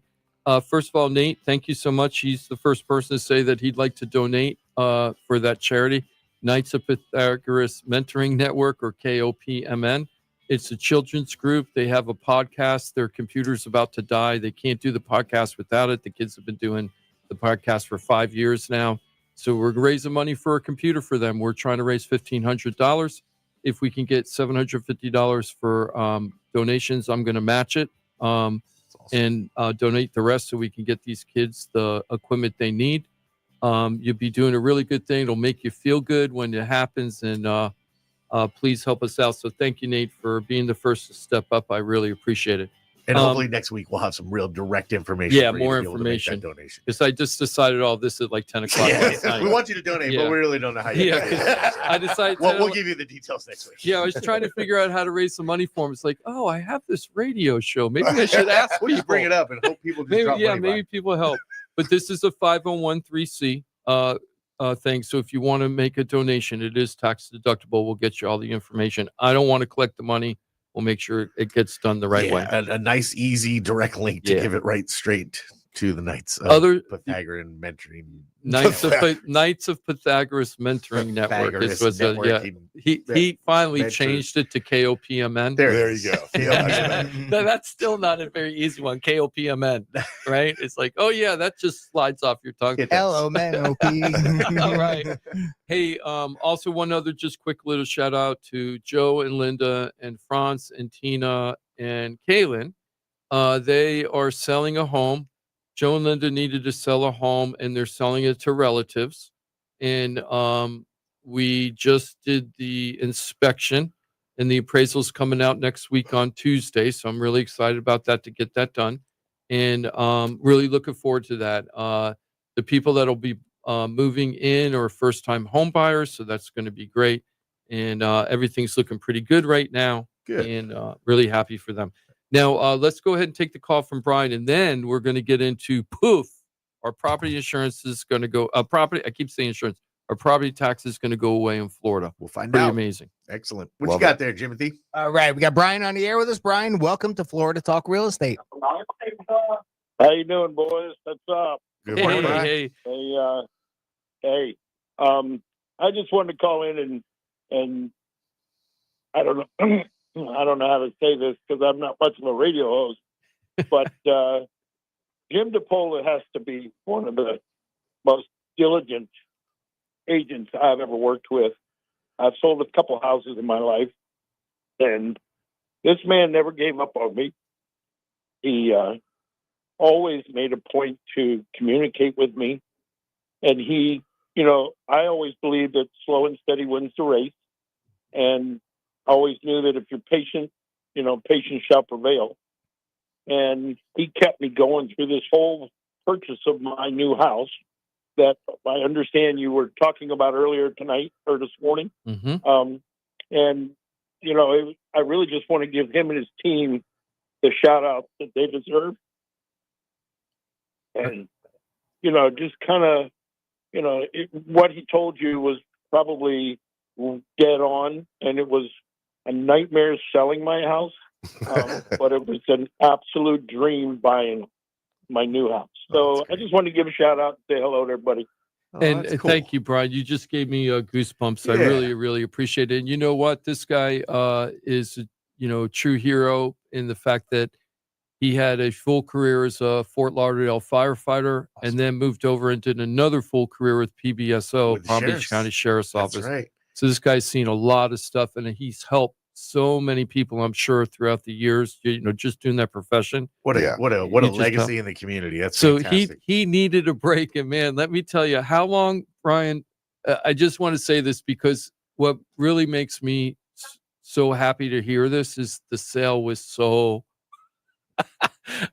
so tough. It was so tough. He was one of the ones that we had a layout problem with. We had a layout problem with Brian's house, and it just created a big problem. Brian had a house on the market, I think, with somebody for 6 months before us. And then came over to me, and I think we had the house on the market 9 months, or was it a year, Brian? Close, almost a year, 9 months. Yeah. Yeah, it was Yeah. like, and he was so patient. Now we had real fierce conversations sometimes, right? Didn't we, Brian? Sometimes you were Yeah, like, we Jim, did. you got to get this We thing did. sold. And I was like, Brian, you got to do this in order to get it sold. And but we always trusted each other. We knew we had each other's backs and that we were going to get it done. And we never gave up on each other. He could have fired me a million times over the process, and I would have understood. A couple times, I think I even had a conversation. Maybe you need somebody else, and I didn't want to give up, Right. Yeah. but I wanted to give him the opportunities because he was going through Yeah. HE double Hanging yeah. back. Well, it's because He you really want to do what's the best thing for your client. Yeah. You So know? I'm really psyched, and then the sale went perfect, and we even had a little glitch because we found a property right away, and then he backed out of it. Then we went into this one and didn't appraise, and we were like, uh-oh. I go, am I going to have to go and start looking for houses for him again? But he was reasonable. The seller was reasonable. Good. We got it done. That's great. So Brian's closing Tuesday. Oh man, I Yep. can't wait for Yep. that to happen for you, Brian. That's fantastic. Brian, thank you so much. Yeah, I'm sorry. Go ahead. I'm gonna have a shot for y'all when I close it, when I sign that dotted line. Yeah, Beautiful. I can't wait. Yeah. We're all gonna do a shot of Crown just for the. Oh, nice. Yeah. I was drinking some Black Tooth Grins just last weekend there. A little Crown and Coke. Oh, Went to the yeah, Pantera there you show, go. so it's appropriate. So that's awesome. Well, Brian, Yep. enjoy the weekend. Get ready for the move. Okay. And we'll be talking Monday for sure. Okay. I don't think we set the time yet for the closing, right? We don't have a closing time yet? No. Okay, we not just an know actual it's time, no, Tuesday. but we got the date. Okay, call Yes. you Monday on Yep. that, Brian. Have Brian, a great weekend. Yeah, have a great Okay. weekend. Thank you for your service to the community, and thanks for your faith in the team. And You all are more than welcome. amazing. And thanks for the phone call too. That's so Yeah, cool. That's awesome. You have a great rest of your weekend, Brian. 877-927-6969. You're more than welcome to join us as well.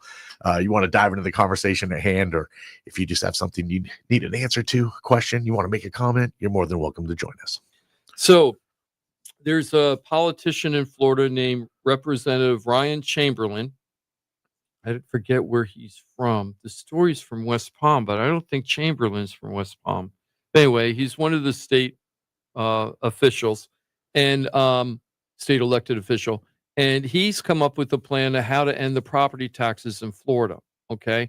So I thought it would be interesting because when DeSantis talked about this a while ago, when the governor talked about this a while ago, I said, it sounds like a pretty great idea, but where are they going to come up with all the money that the property taxes is used for to fund everything? So this is what this politician is coming up with.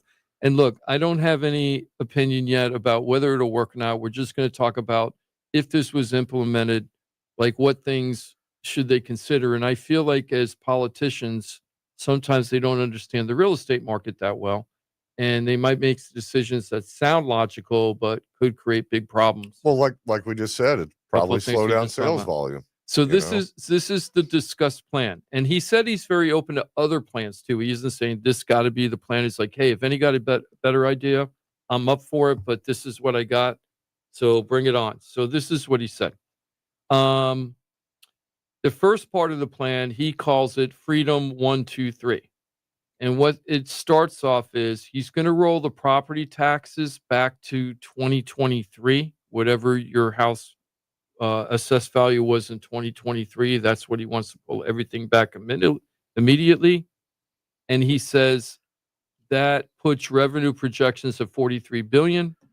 And then to make up the difference of the money, he wants to propose a 5% transaction fee on real estate sales.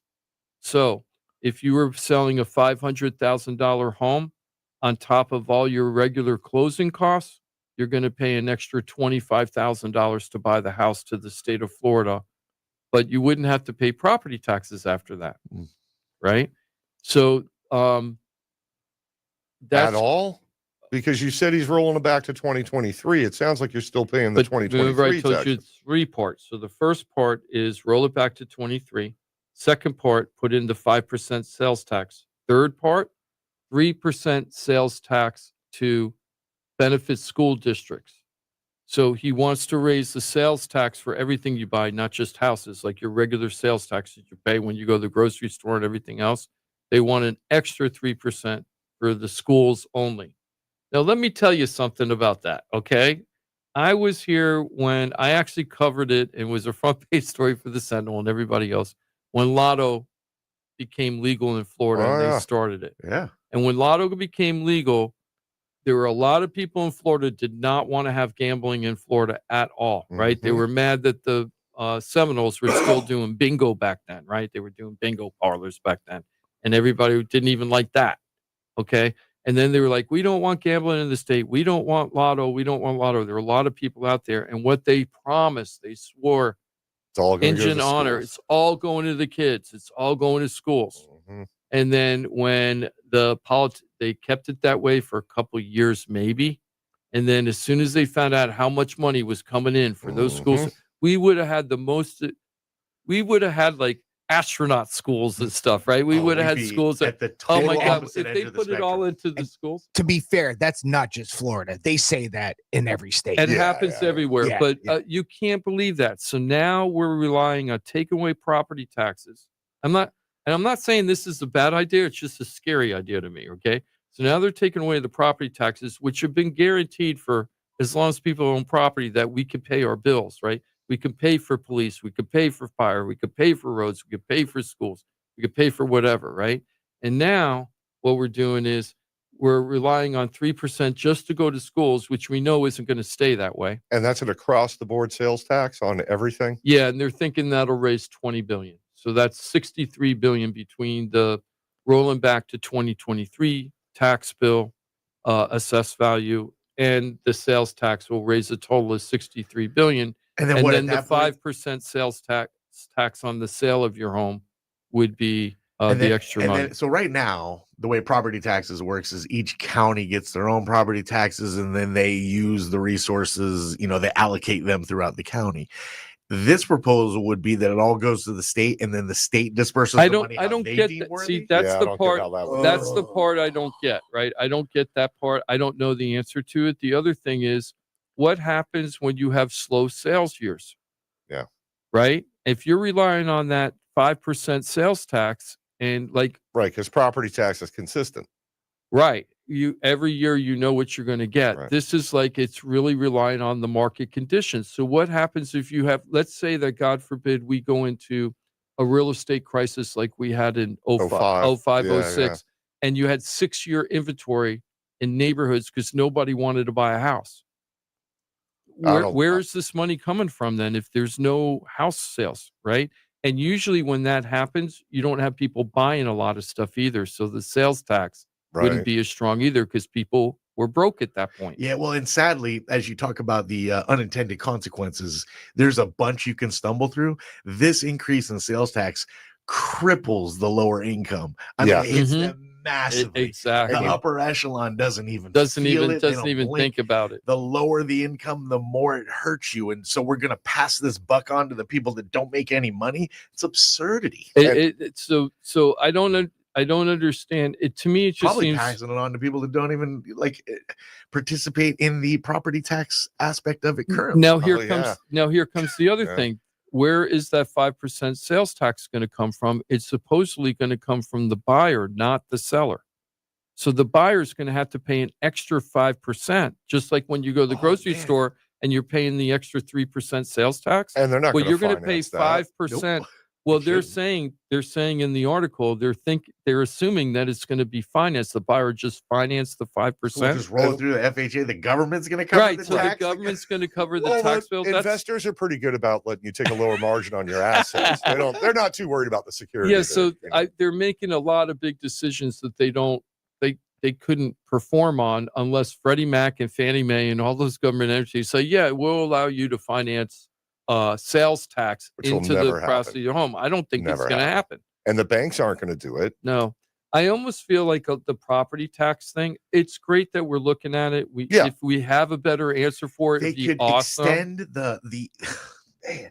they could do it right now. They could help us out dramatically. What do you think? Homesteading, extend the homestead exemption. Well, yeah. I was just going to Instantly. say, You could instantly, all homeowners that are homesteaded, you could give them a massive relief by doing very little, but just extending our homestead exemption. could you could you- do that Yeah, really easily. like Johnny, things popped in my head or when you just said don't, that. just keep talking. Or how about this? nonsense. The longer you keep the house, the more homestead you get. Well, so, that- like, if you're a person that bought the house in 1950 and you're still living there, maybe those people don't, and they haven't ever moved.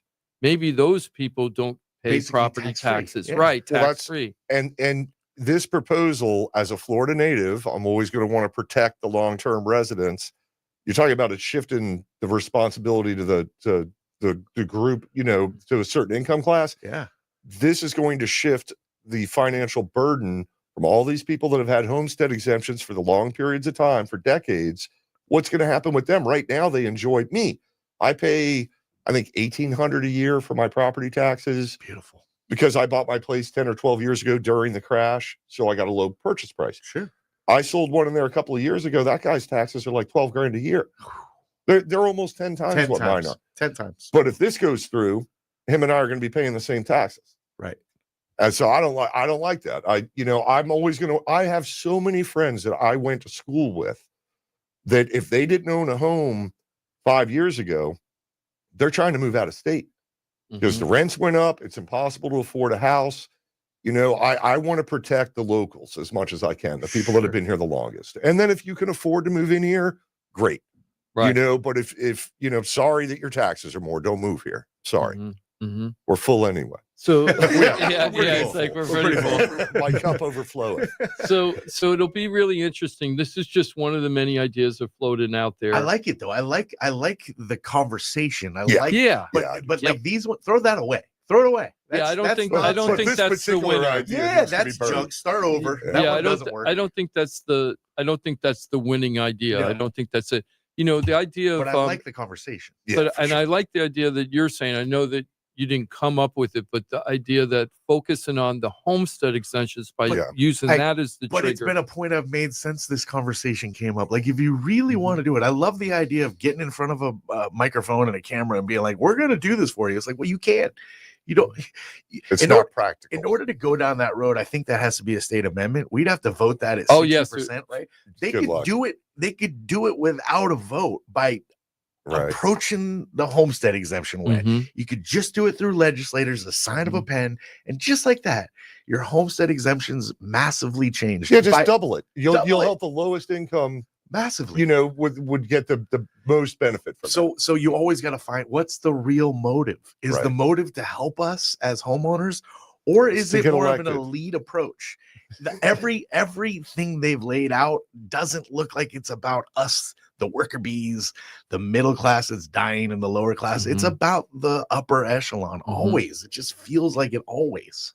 So it's kind of interesting to talk about. We're going to keep bringing this subject up as new ideas come out and everything. It's just something to kind of keep your radar on. Yeah. I really feel like a lot of this is more like we're coming up to a midterm election next year, and people want to float a lot of ideas that aren't going to work to make people go, "Yeah, I want to do that," and not really have any idea Just to have that it's something never to going vote to for happen. to get them Yeah, out to there. get them Bunch all of excited. baseless promises Kind of like that you just turn on. I as hate soon to as you're say like, this, but like the taxes on tips, from what I read about that, it was a good concept, but It's a good slogan. it's sunsetted right after I think in 2028 it's over, and you're only good up to 40,000 a year, and after 40,000 a year you pay taxes and you have again. to claim all your tips, but So all most your- of those people aren't doing it. So all anyway. you're doing is you're taking 40. So people making $0 to 40,000 a year, right?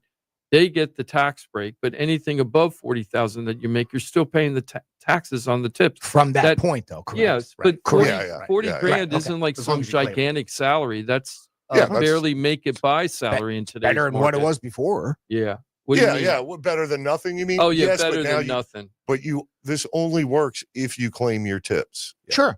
which Oh yeah, which a lot And of if them you don't. don't, Yeah. then you're not paying taxes, and Right.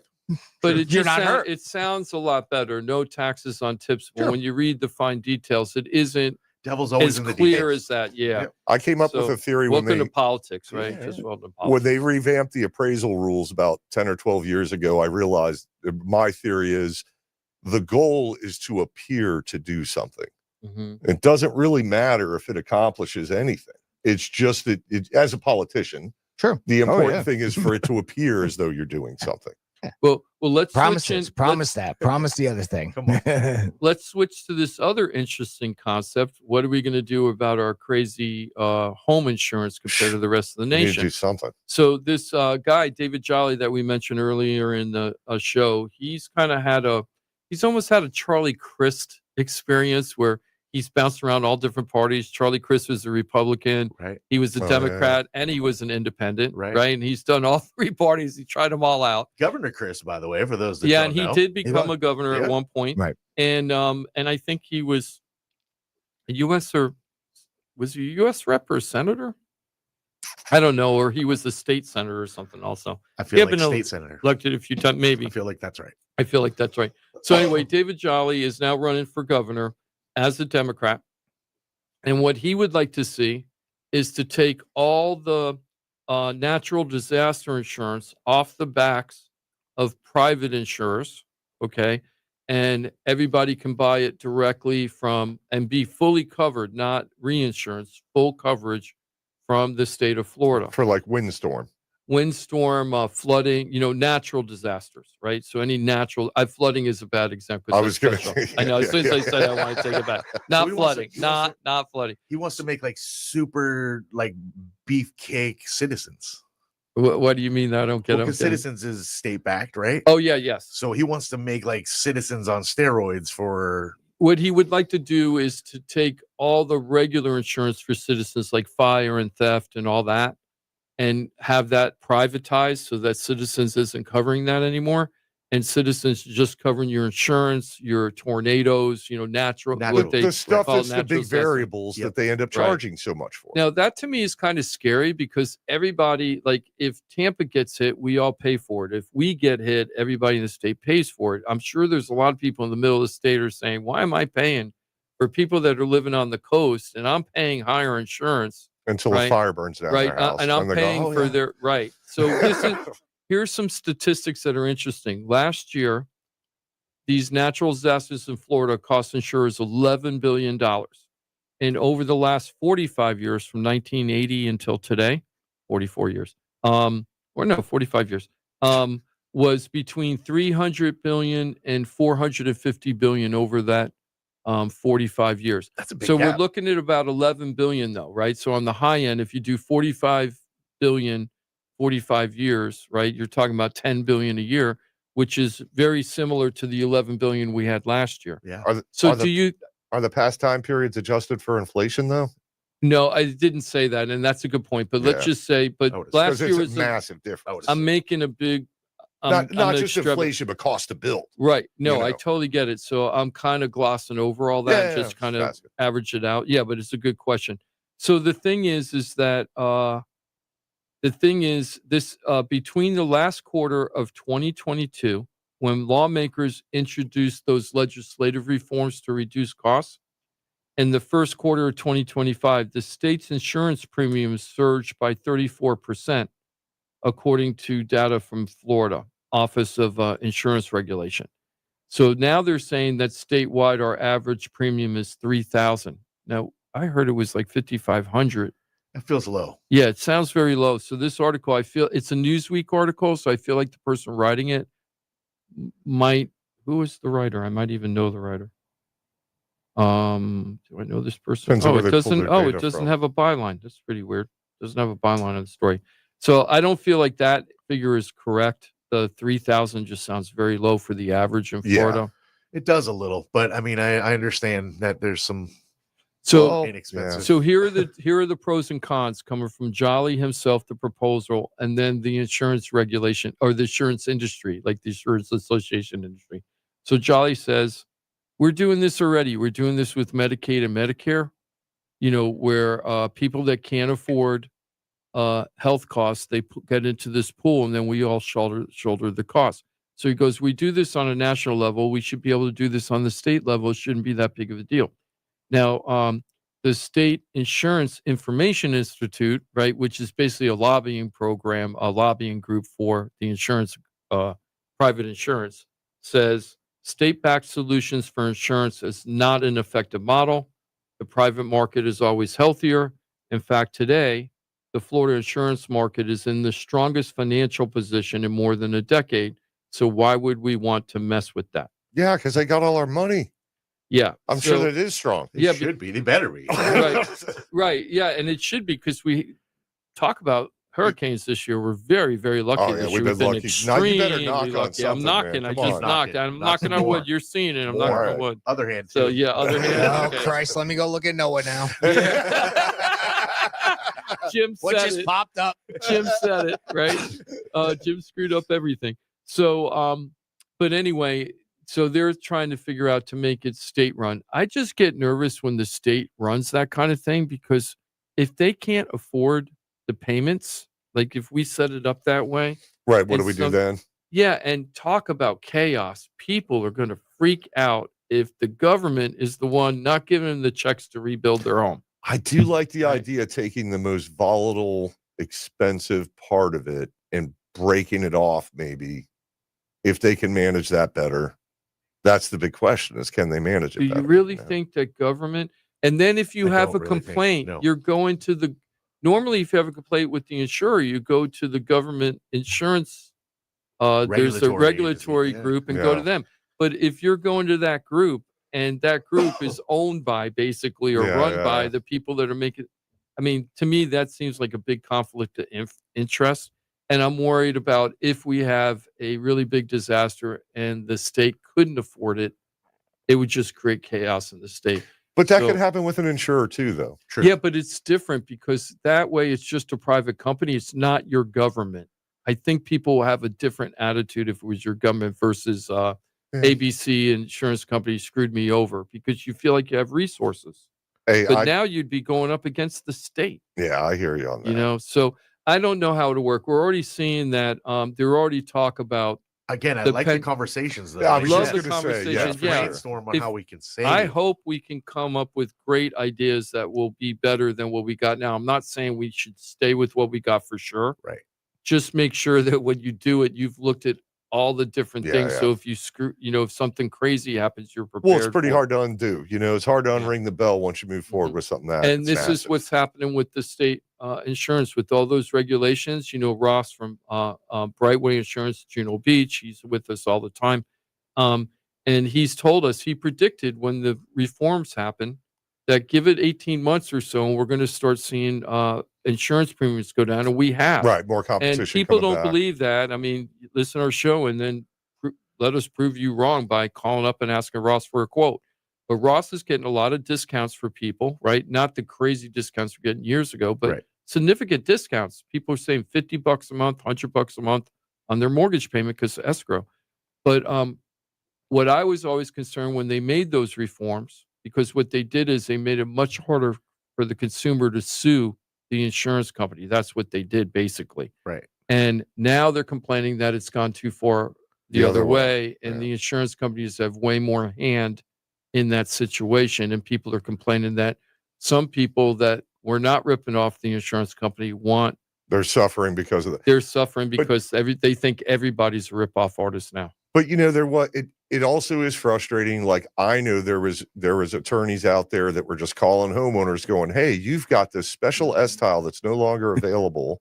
So we're going to get you a new roof." They used to run commercials on this radio station that said, the opening line, "I want to sue your insurance company." There you That's go. right. So that's the problem is everybody looking at it and going, "Oh, here's a big stake. How can we carve this up? How can we take advantage? How can we rip off the system?"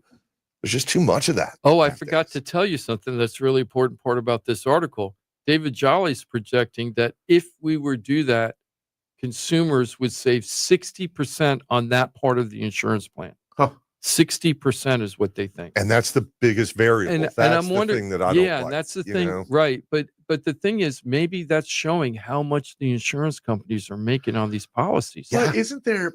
So I mean, I'm coming from a bit of an ignorant place. I kind of wish we had Ross here, but that portion of your insurance you can massively adjust based on your deductible, right? You Mm-hmm. can make that pretty minimalist now by just upping your deductible true. massively, so you can already control that variable. But a lot of this has to do with you're thinking and looking at it understandably as a consumer, as an individual homeowner. Right.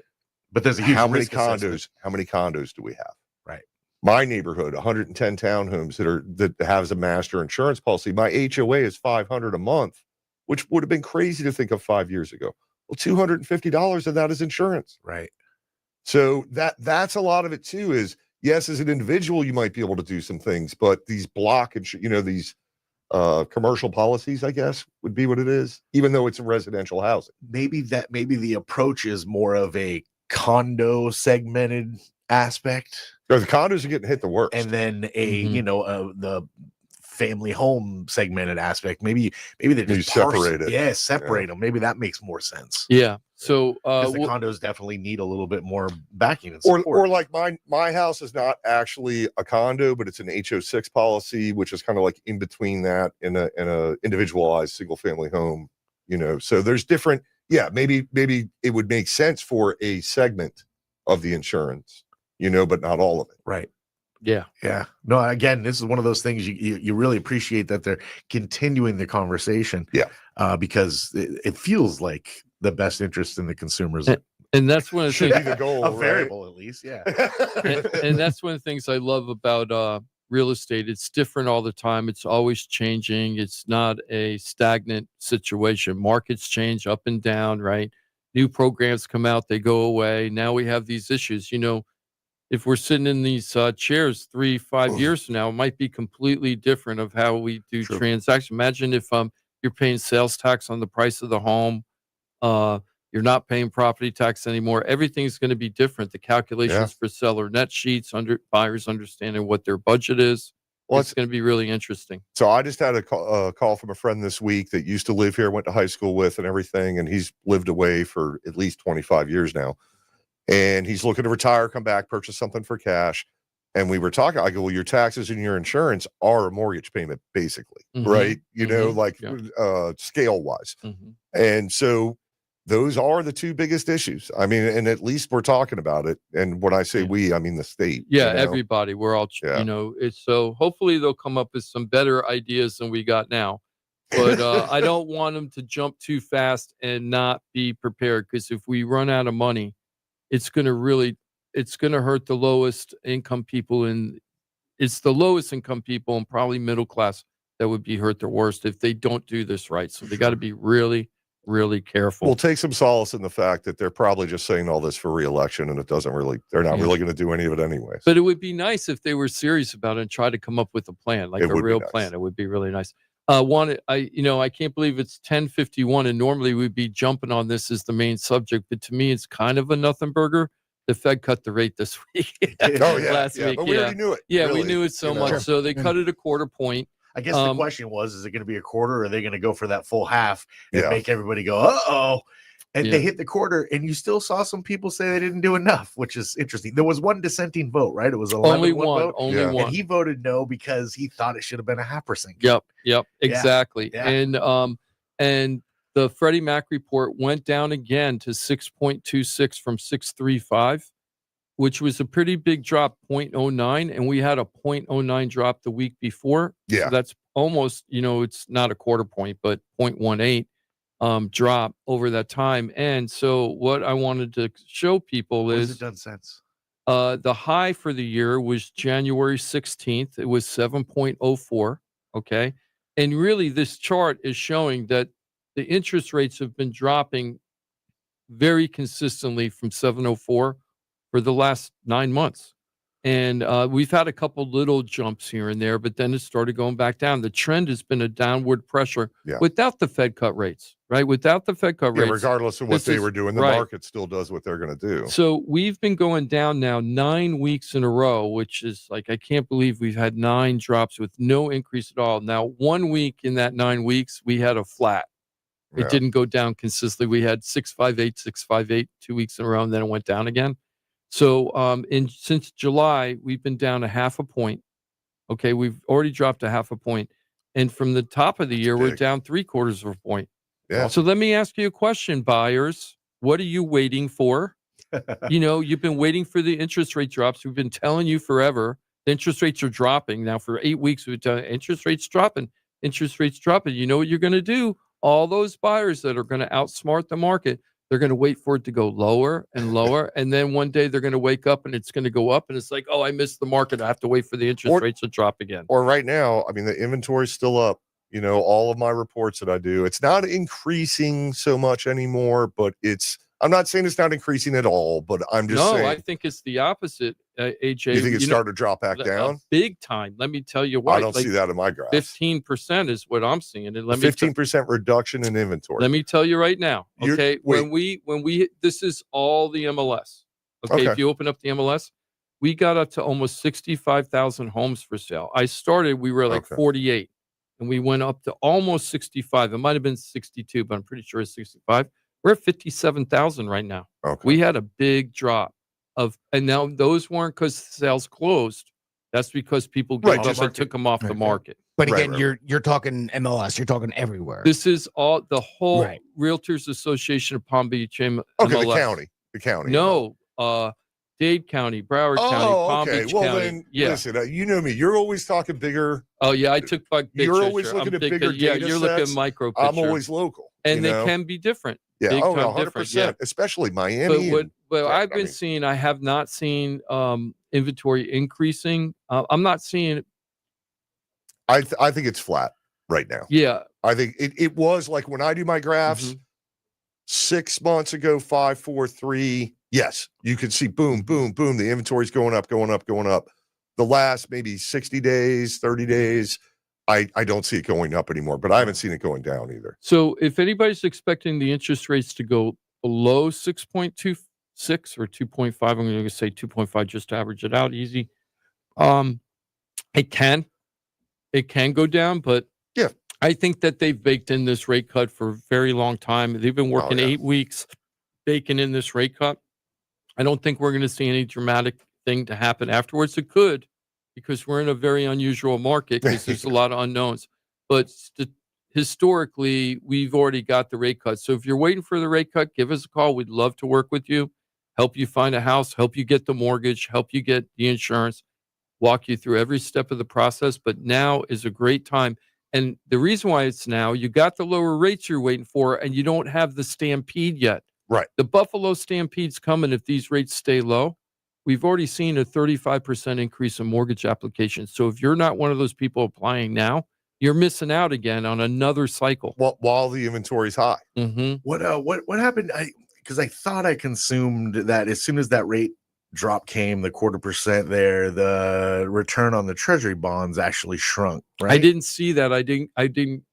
I was too busy. So you saw that? I think I saw that like in the same timing, the return on the bonds dropped, which is why, the hope of an accelerated deduction was going to be, because we all know it's tied directly to the bond return. And I think these rate drops are not because we have a strong economy. I think the rate drops have been a result of a weaker economy. Oh, for sure. That's why they've been doing it, right? Yeah. Well, sometimes they'll do it to stimulate. Yeah. Usually they do it to stimulate economy or try to curb inflation and unemployment. They got to deal with the unemployment side. Well, that's what they're going after now. So, right. The 0.25 point drop was more, I think, to try to stimulate businesses to hire more people. Right. I don't think a quarter drop is going to make that much of a difference yet. But we'll have to see what's going to happen with that, guys. We'll keep tabs on all that. AJ, thank you so much for being on the show. I always love having you on the show. Thank you so much. Yeah, for sure. Well, we still got 3 minutes. Oh, I thought when you said, I'm sorry, I thought we were wrapping up all of a sudden. I didn't hear any music, and I'm thinking they were already done. You want to do a 3-minute what you should do to prepare for an appraisal? Because I could do that. Yeah, that would be great. Let's do a 2-minute what you should do. 2 minutes. So the big thing everybody always talks about is to get the list of upgrades and maintenance, and you should do that to hand to the appraiser. But what people don't talk about a lot is give me a nice atmosphere when I walk in there. Yes. When I walk in, turn on all the lights, open up all the blinds, have it nice and cold, because I've been running around all day. I'm hot and sweaty just like everybody else. It's humid. And maybe some nice light, smooth jazz. Yeah, I'm telling you, a little Michael Bolton. all those things combined, there are certain people that I walk in that home and I'm like, oh yeah, it's one of these people. It's just great. The house is immaculate. Everything's put away. So anyway, that was a big thing. So just a generally welcoming atmosphere. And then the last thing is the same thing you do to get ready for the house to sell. fix all the little stuff, fix the little negatives that are cheap. It'll show better. It'll look better when the appraiser gets there. It'll look better when your buyers get there. Don't have dishes in your sink and have a dog yapping all over the place and like running around and being on top and of the the kid screaming. Right. If you could have a neighbor or have somebody take the dog for a walk or the kid for a nap or something. You're presenting the property to a person that's determining the value. You got to make it shine at that moment if you can to get the most money possible. And just like every human being, the more relaxed you are, the happier you are, the more better mood you're in, the more chance you're going to be like, oh, this is a nice place. That's right. Hey, if you're going to try to sell your car, you're going to run it through the car wash and vacuum it, aren't you? At least spray a little spray in there. Right. Right. Your house is that much more. It's that much more. So yeah, do what deemed might be the little things. They're big things. I always say it's like selling your car. When's the second cleanest day of your car? Yeah. The day you buy it, the day you sell Day it. you buy it, day you sell it. That's Second it. cleanest day you sell it. Yeah, that light, that all Same that stuff thing with really your house. matters for sure. Always great to have you with us on a Saturday. Thanks for making Florida Talk Real Estate part of your Saturday mornings. Always remember FloridaTalkRealEstate.com. You should write it down. Know it, use it, love it, share it. You can change lives, including your very own, with the pros of FloridaTalkRealEstate.com. Find them on Facebook, on YouTube. There's a ton of information you consume. Share. And always remember, this team is here for you when you're looking to buy a home, sell a home, you're stuck with a home, you don't know what to do. Anything that touches the world of real estate, we got you at FloridaTalkRealEstate.com. AJ Hollman, ExperienceAppraisers.com. Have a great weekend. Thanks for your time. Thank you, sir. And thanks for the banana bread. Jimothy, you rock, my friend. So do you, Johnny. Have a great weekend, Jim.